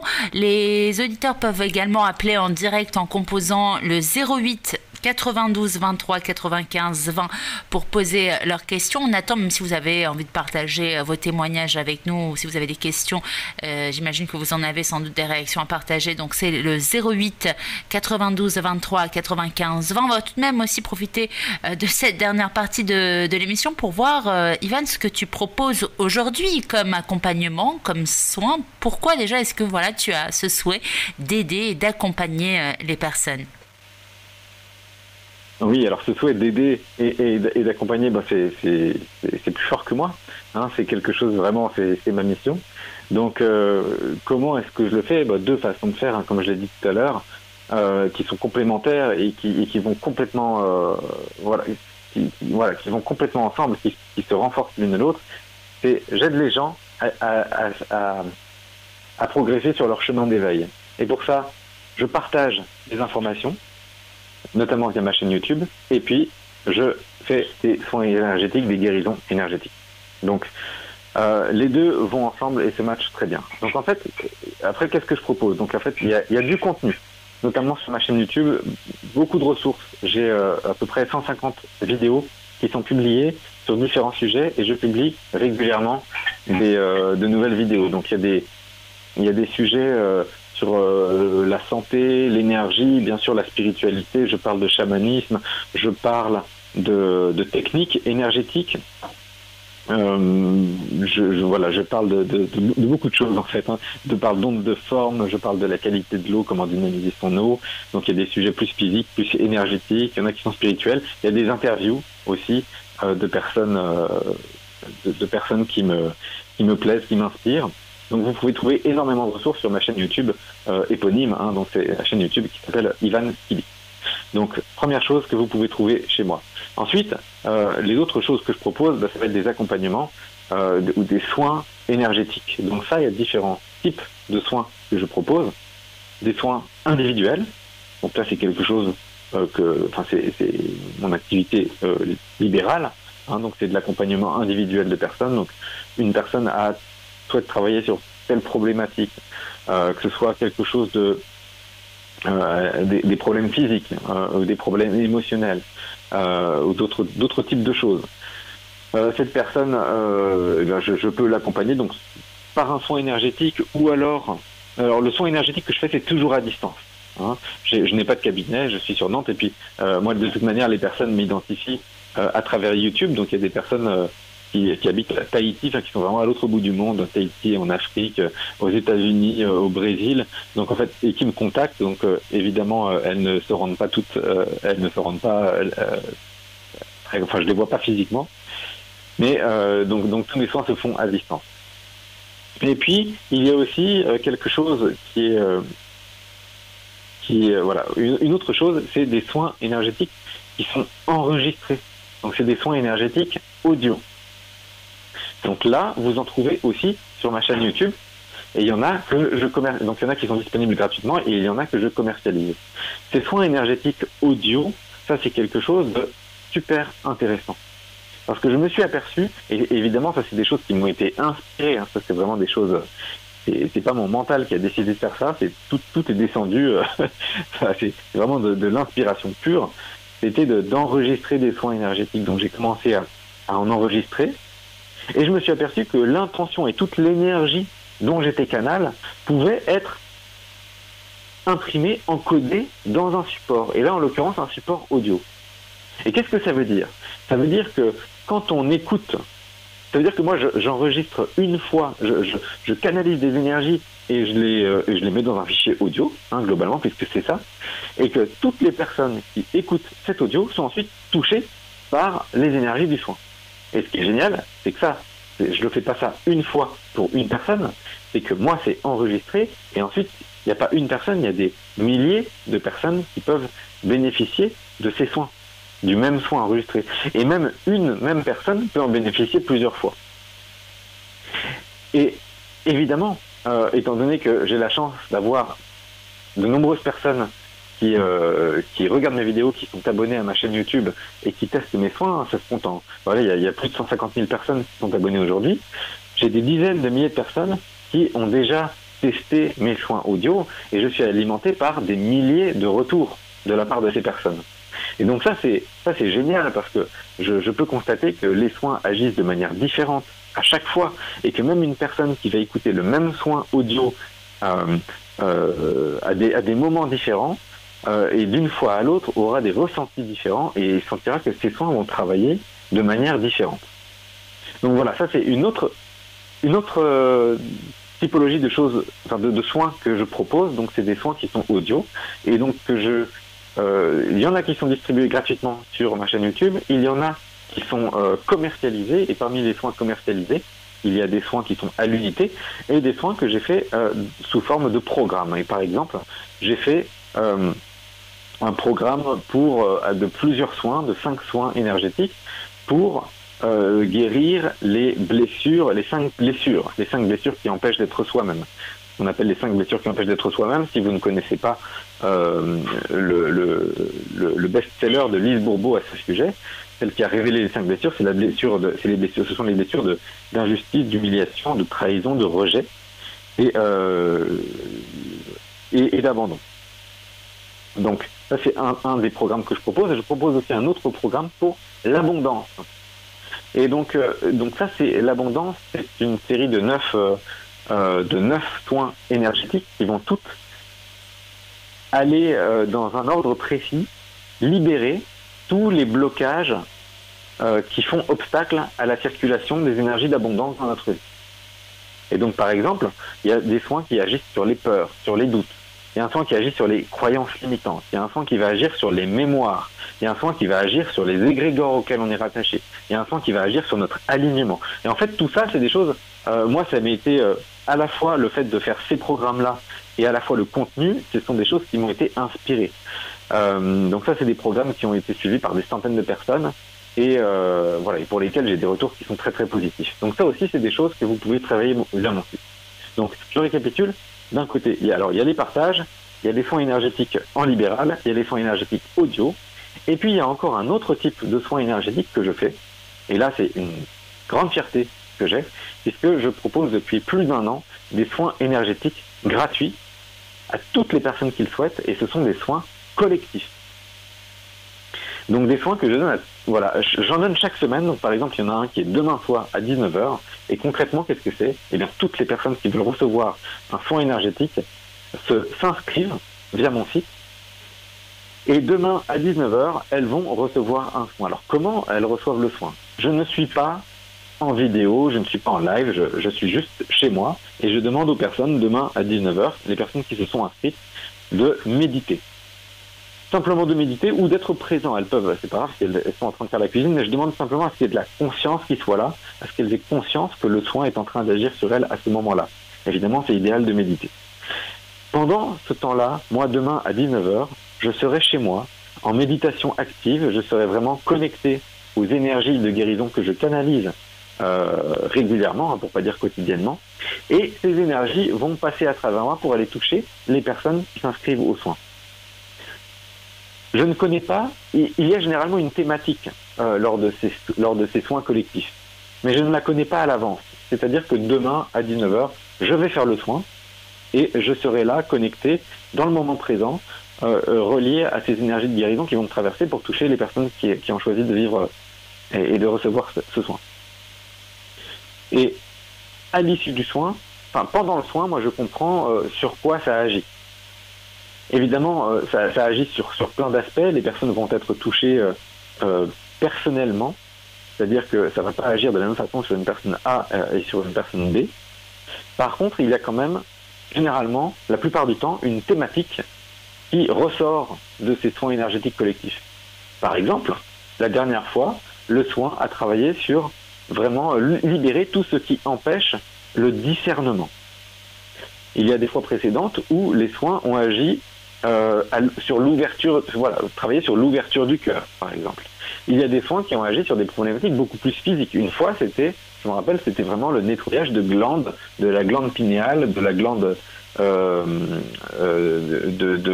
l'hypothalamus, ou de quelques glandes en fait du corps physique. Mais ça, je ne le sais pas à l'avance, puisque je ne le décide pas. En fait, je le découvre au moment du soin. Donc c'est ça, quand je dis guérisseur et canal de lumière, je me laisse traverser par ces énergies de lumière qui viennent et je découvre sur le moment en fait ce qui est en train d'être fait. Moi, je suis juste un canal, je n'influe pas sur les choses. Donc voilà un petit peu comment ça se passe. Donc évidemment, pour participer à ces... Alors juste pour donner un petit peu de matière à ça, les personnes qui participent chaque semaine il y a plusieurs milliers de personnes qui participent chaque semaine. En moyenne, j'ai 5 000 ou plus de 5 000 personnes chaque semaine. C'est déjà allé jusqu'à, je crois qu'il y a une fois, il n'y a pas très longtemps, j'ai eu 11 000 personnes qui étaient connectées en même temps aux soins. Donc vous voyez, c'est quelque chose, je touche vraiment collectivement des personnes. Et là, en fait, encore une fois, le fait de faire ça, c'était quelque chose d'inspiré. C'est pas mon mental qui a voulu toucher plein de gens. C'est un jour, ça m'a été commandé. Et d'ailleurs, pour la petite histoire, ça m'a été commandé et je me suis dit, tiens, moi je balisais un petit peu de mon côté, je me dis, comment je peux faire pour faire un soin collectif? Bon, ok, je vais le faire. Je propose ça à ma communauté qui n'était pas aussi grosse qu'aujourd'hui et je propose de manière payante ce soin. Et donc, en une soirée, je me fais plus d'argent que j'en avais jamais fait auparavant, comme ça, en l'espace d'une soirée. Pour un soin, pour aller 3 quarts d'heure de mon temps. Et puis, je le fais une deuxième fois le mois suivant. Et puis après, l'ordre de là-haut, de mes guides, des énergies auxquelles je suis relié, ça a été, ok, non, maintenant tu fais ça gratuitement. Et donc depuis plus d'1 an, je fais des soins énergétiques collectifs gratuits. Alors évidemment, au début il y avait quelques dizaines de personnes qui se connectaient quand c'était payant. Et puis forcément, je suis passé à des milliers de personnes puisque c'est beaucoup plus accessible. Et je constate, parce que là, à ce jour, il y a plusieurs dizaines de milliers de personnes qui ont déjà vécu ces soins collectifs et je suis alimenté de milliers de retours en fait. Et donc je constate que déjà il y a énormément de gratitude de la part de toutes les personnes qui sont touchées par ça, mais en plus, vous pouvez, les commentaires sont publics, ils sont sur ma chaîne YouTube, donc vous pouvez les lire et vous verrez qu'il y a vraiment des choses, il y a des choses magnifiques qui se passent lors de ces soins. Donc voilà un peu ce que je propose. Donc pour résumer, c'est un petit peu long, excuse-moi Morgane, mais tu sais, moi, quand je commence, je ne m'arrête plus. Donc ce que je propose en termes de soins énergétiques, donc il y a évidemment des soins en libéral, des soins audio, donc à l'unité où il y a des programmes. Ça, c'est des choses qui sont hyper intéressantes parce qu'on peut les revivre plusieurs fois. Et puis il y a aussi les soins que je donne de manière collective et gratuite chaque semaine. Et donc ça nécessite juste une inscription. Et c'est une inscription que vous pouvez faire via mon site. Il suffit de donner son email et puis vous recevez toutes les recommandations pour vivre au mieux le soin. Et puis vous recevez aussi le lendemain la restitution du soin que j'ai fait la veille. Donc mon prochain soin, c'est demain soir, mercredi 19 mai, à 19h. Et puis vous pouvez vous inscrire jusqu'à 19h demain via mon site. Et puis si vous n'êtes pas inscrit demain ou si vous écoutez cette émission plus tard, sachez qu'il y en a toutes les semaines. Donc vous retrouvez la bonne date sur mon site. Alors, merci beaucoup, Ivan, pour ces explications, pour nous avoir expliqué voilà, en quoi consistaient ces accompagnements. Eh bien, ce qui serait intéressant aussi, c'est de savoir bah, dans quel cas, finalement, à quel moment est-ce que dans une vie, on se dit, tiens, on va consulter, on va voir un guérisseur. Eh bien, qui sont les personnes concernées, finalement? Alors en fait, à quel moment?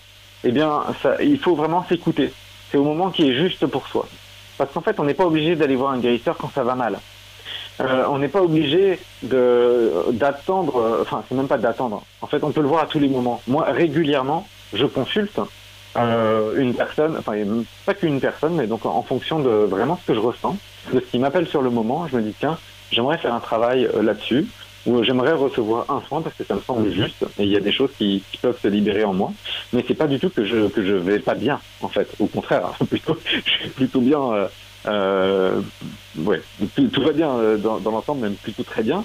Évidemment, il y a quand même toujours des aspects yo-yo, mais ça ne justifie pas un gros soin, mais néanmoins, il y a toujours du travail énergétique qui est possible. Alors après, faut pas faire des soins pour faire des soins.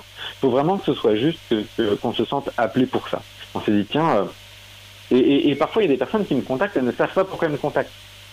Elles me disent, tiens, je sais pas pourquoi, mais je ressens que j'ai besoin d'un soin, j'ai envie d'en vivre un avec toi. Et bien c'est très bien. Et j'adore quand c'est comme ça, parce que c'est un élan de la personne. Elle obéit à une intuition, et c'est quelque chose.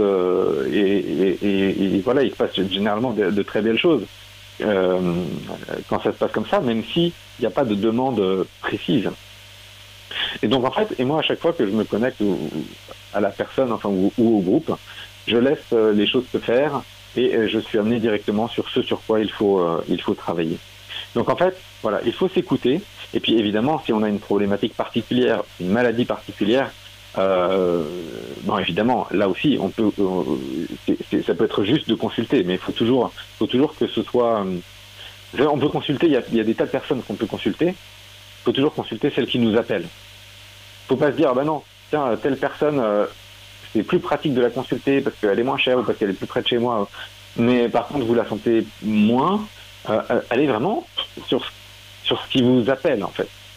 Donc, par exemple, il y a des personnes qui me disent ah bah tiens, j'aimerais t'envoyer ma belle-sœur ou mon beau-frère. Je dis bah non, la personne doit venir me voir elle et elle doit demander elle-même. Et puis elle doit se sentir à l'aise avec mon énergie. Donc je leur dis bah voilà, montrez-lui mes vidéos. Si elle se sent à l'aise avec moi, eh bien très bien, c'est juste, mais il faut qu'elle me demande le soin. Mais par contre, si c'est pas le cas, bah c'est pas la peine. Elle peut voir quelqu'un d'autre, cette personne. Donc voilà, faut vraiment respecter ça. Et d'ailleurs, évidemment, la règle absolue, c'est que voilà, je ne fais aucune action sur une personne qui n'a pas envie. Je ne force absolument pas les choses. C'est la personne dans son élan et dans sa demande, dans la sincérité de sa demande, qui demande le soin et qui recevra en fait. Alors, d'après ce que j'ai pu comprendre aussi sur ton site, tu proposes également des soins pour les lieux. Quand on a un problème dans notre vie, comment est-ce qu'on peut savoir si ça vient de nous ou si ça vient du lieu dans lequel on habite? Oui, alors les soins pour les lieux, alors c'est vrai que c'est du nettoyage énergétique de lieux en fait. Hein. Donc moi, si tu veux, la façon de procéder, c'est un petit peu, c'est un petit peu, ça ressemble à ce que je fais pour des personnes. Hein, c'est simplement, plutôt que de me connecter à l'énergie d'une personne, de me connecter à une personne, je me connecte au lieu. Et sur le lieu, eh bien, parfois, je peux constater que, eh bien, il y a des choses qui vont pas. Il y a des présences. Alors, ça peut être des présences de personnes décédées, par exemple. Hein. On entend souvent parler de choses comme ça. Ça peut être d'autres choses de type énergétique ou des choses au niveau des réseaux d'énergie, par exemple, qui font que le lieu n'est pas très propre. Il peut y avoir des mémoires. Par exemple, si vous avez emménagé quelque part et que il y avait des personnes qui se disputaient souvent avant, ça laisse des mémoires, en fait, des empreintes énergétiques qui sont stockées sur les murs de la maison, en fait, qui sont stockées dans la maison. Et donc forcément, s'il y a eu des choses pas terribles qui se sont passées dans la maison, ça peut, voilà, ça va, l'énergie va être plus lourde et puis ça va tirer vers le bas les personnes qui y habitent. Et donc, je fais ce type de travail aussi, oui, tout à fait. Et Alors, donc, oui. pour répondre, je crois que ta question aussi, c'était comment est-ce qu'on peut savoir. En fait, là, faut pas chercher. Si vous êtes bien dans votre maison, il n'y a rien à faire. Si vous sentez que dans votre maison, il y a quelque chose qui se pèse, il y a quelque chose qui n'est pas net, ou il se passe des choses bizarres, bon, bah là, ça vaut le coup de faire un nettoyage de lieu. Ouais. Alors, il nous reste quelques minutes avant la fin de l'émission. Ça passe vite, même si c'était une émission de 2 heures. Ivan, peut-être pourrais-tu nous parler un peu de ton actualité, des projets que tu as pour la suite? Alors, les projets pour la suite, moi, je suis toujours en constant. Alors, moi-même, pour moi, j'aime explorer des choses, j'aime découvrir des choses. Donc, des nouvelles...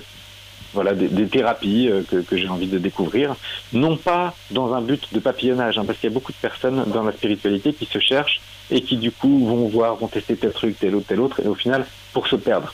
Donc, c'est pas du tout dans cette optique. Voilà, je suis pas du tout en train de papillonner, mais c'est simplement que j'aime tester parce qu'en fait, les différentes choses que je peux tester, expérimenter, ça m'alimente aussi, ça me fait comprendre des choses, ça m'ouvre ma conscience, et puis ça peut m'inspirer aussi dans ma propre pratique. Donc voilà, à titre personnel, je fais ça, mais je partage aussi sur ces choses-là via ma chaîne YouTube. Donc il va y avoir de tels types de partage prochainement, j'en suis sûr, parce que j'expérimente différentes choses. Ensuite, je travaille aussi toujours sur le développement de différents programmes énergétiques. Donc j'ai parlé tout à l'heure de 2 programmes que je commercialise, un programme sur l'abondance, pour aider à libérer tout ce qui empêche la circulation de l'abondance dans sa vie, un programme sur les 5 blessures qui empêchent d'être soi-même. Il y a un autre programme dont j'ai eu, qui m'est venu intuitivement c'était en fin d'année dernière, ça remonte à il y a longtemps, sur lequel je suis en train de travailler. Je ne vais pas le dévoiler là maintenant, puisque c'est quelque chose que je garde confidentiel. Mais disons qu'il y a d'autres choses, et notamment une chose aussi qui est destinée aux enfants, pour aider les enfants. En fait, c'est quelque chose, ça me met énormément en joie quand je fais des soins énergétiques à des enfants, quand je fais quelque chose pour aider les enfants, puisqu'évidemment, c'est quelque chose de personnel, ça me touche particulièrement. Et donc là, j'ai envie de développer aussi des offres, différents types de soins, quelque chose pour vraiment aider spécifiquement les enfants.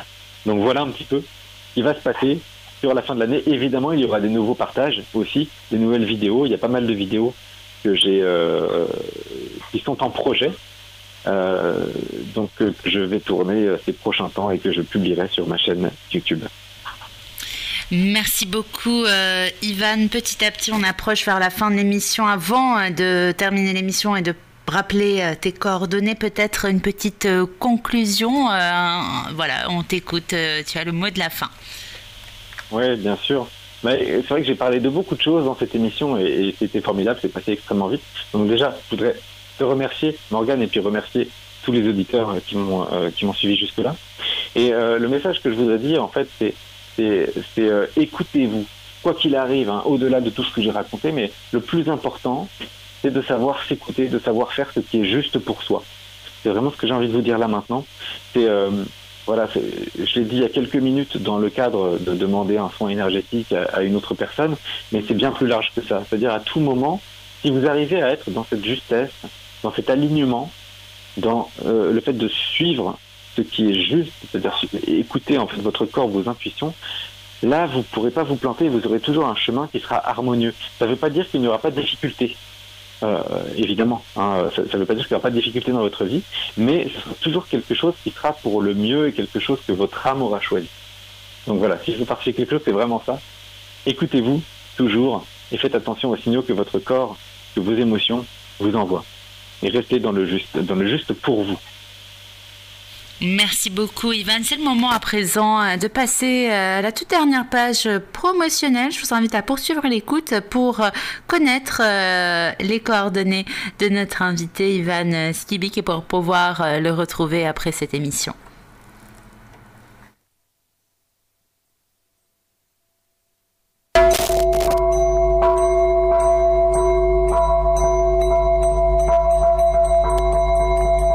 Notre invité ce soir sur Radio Ici et Maintenant, c'était Ivan Skibik, guérisseur, Canal de Lumière qui vous propose différents soins, des accompagnements. Vous pouvez retrouver toutes les informations le concernant sur son site internet, également pour vos prises de rendez-vous et vos demandes d'informations complémentaires. Je vous invite à aller consulter le site ivanskibik.com. Également, vous pouvez retrouver notre invité sur Facebook et sur YouTube en tapant Ivan Skibik. Alors, comment est-ce qu'on écrit Ivan Skibik? Eh bien, I-V-A-N, plus loin, S-K-Y-B-Y-K. Le site, donc, ivanskibik.com, c'est tout attaché. I-V-A-N-S-K-Y-B-Y-K.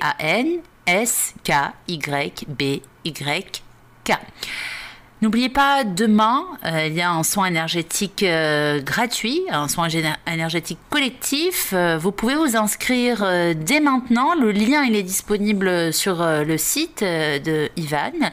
Et de toute façon, sachez que chaque semaine, notre invité vous propose des soins énergétiques collectifs gratuits.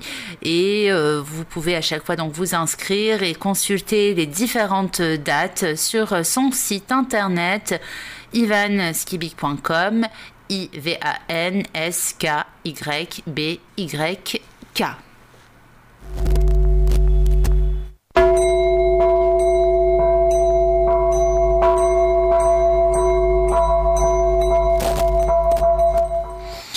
Merci Ivan, à très bientôt j'espère sur Radio Ici et Maintenant. Merci beaucoup Morgane, je l'espère également, et puis merci à toutes et à tous. Très bonne soirée Ivan, merci aux auditeurs et aux auditrices pour leur écoute et leur fidélité.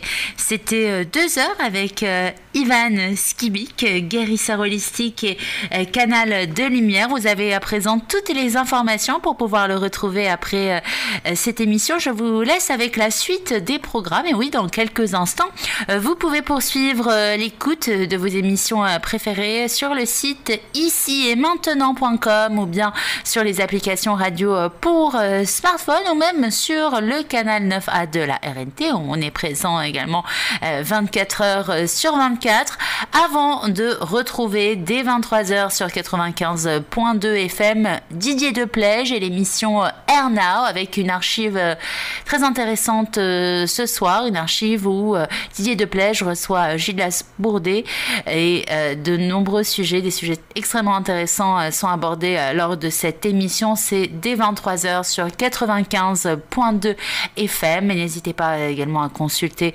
donc le forum de la radio, le forum.fm. On est également présent sur Instagram, notre compte Instagram radio.ici et maintenant, et pour être informé et au courant par rapport à toutes les informations concernant vos émissions et toutes les informations concernant la radio, je vous invite à consulter le site icietmaintenant.com. Excellente soirée à toutes et à tous et à très bientôt sur Ici et Maintenant. Merci. Au revoir.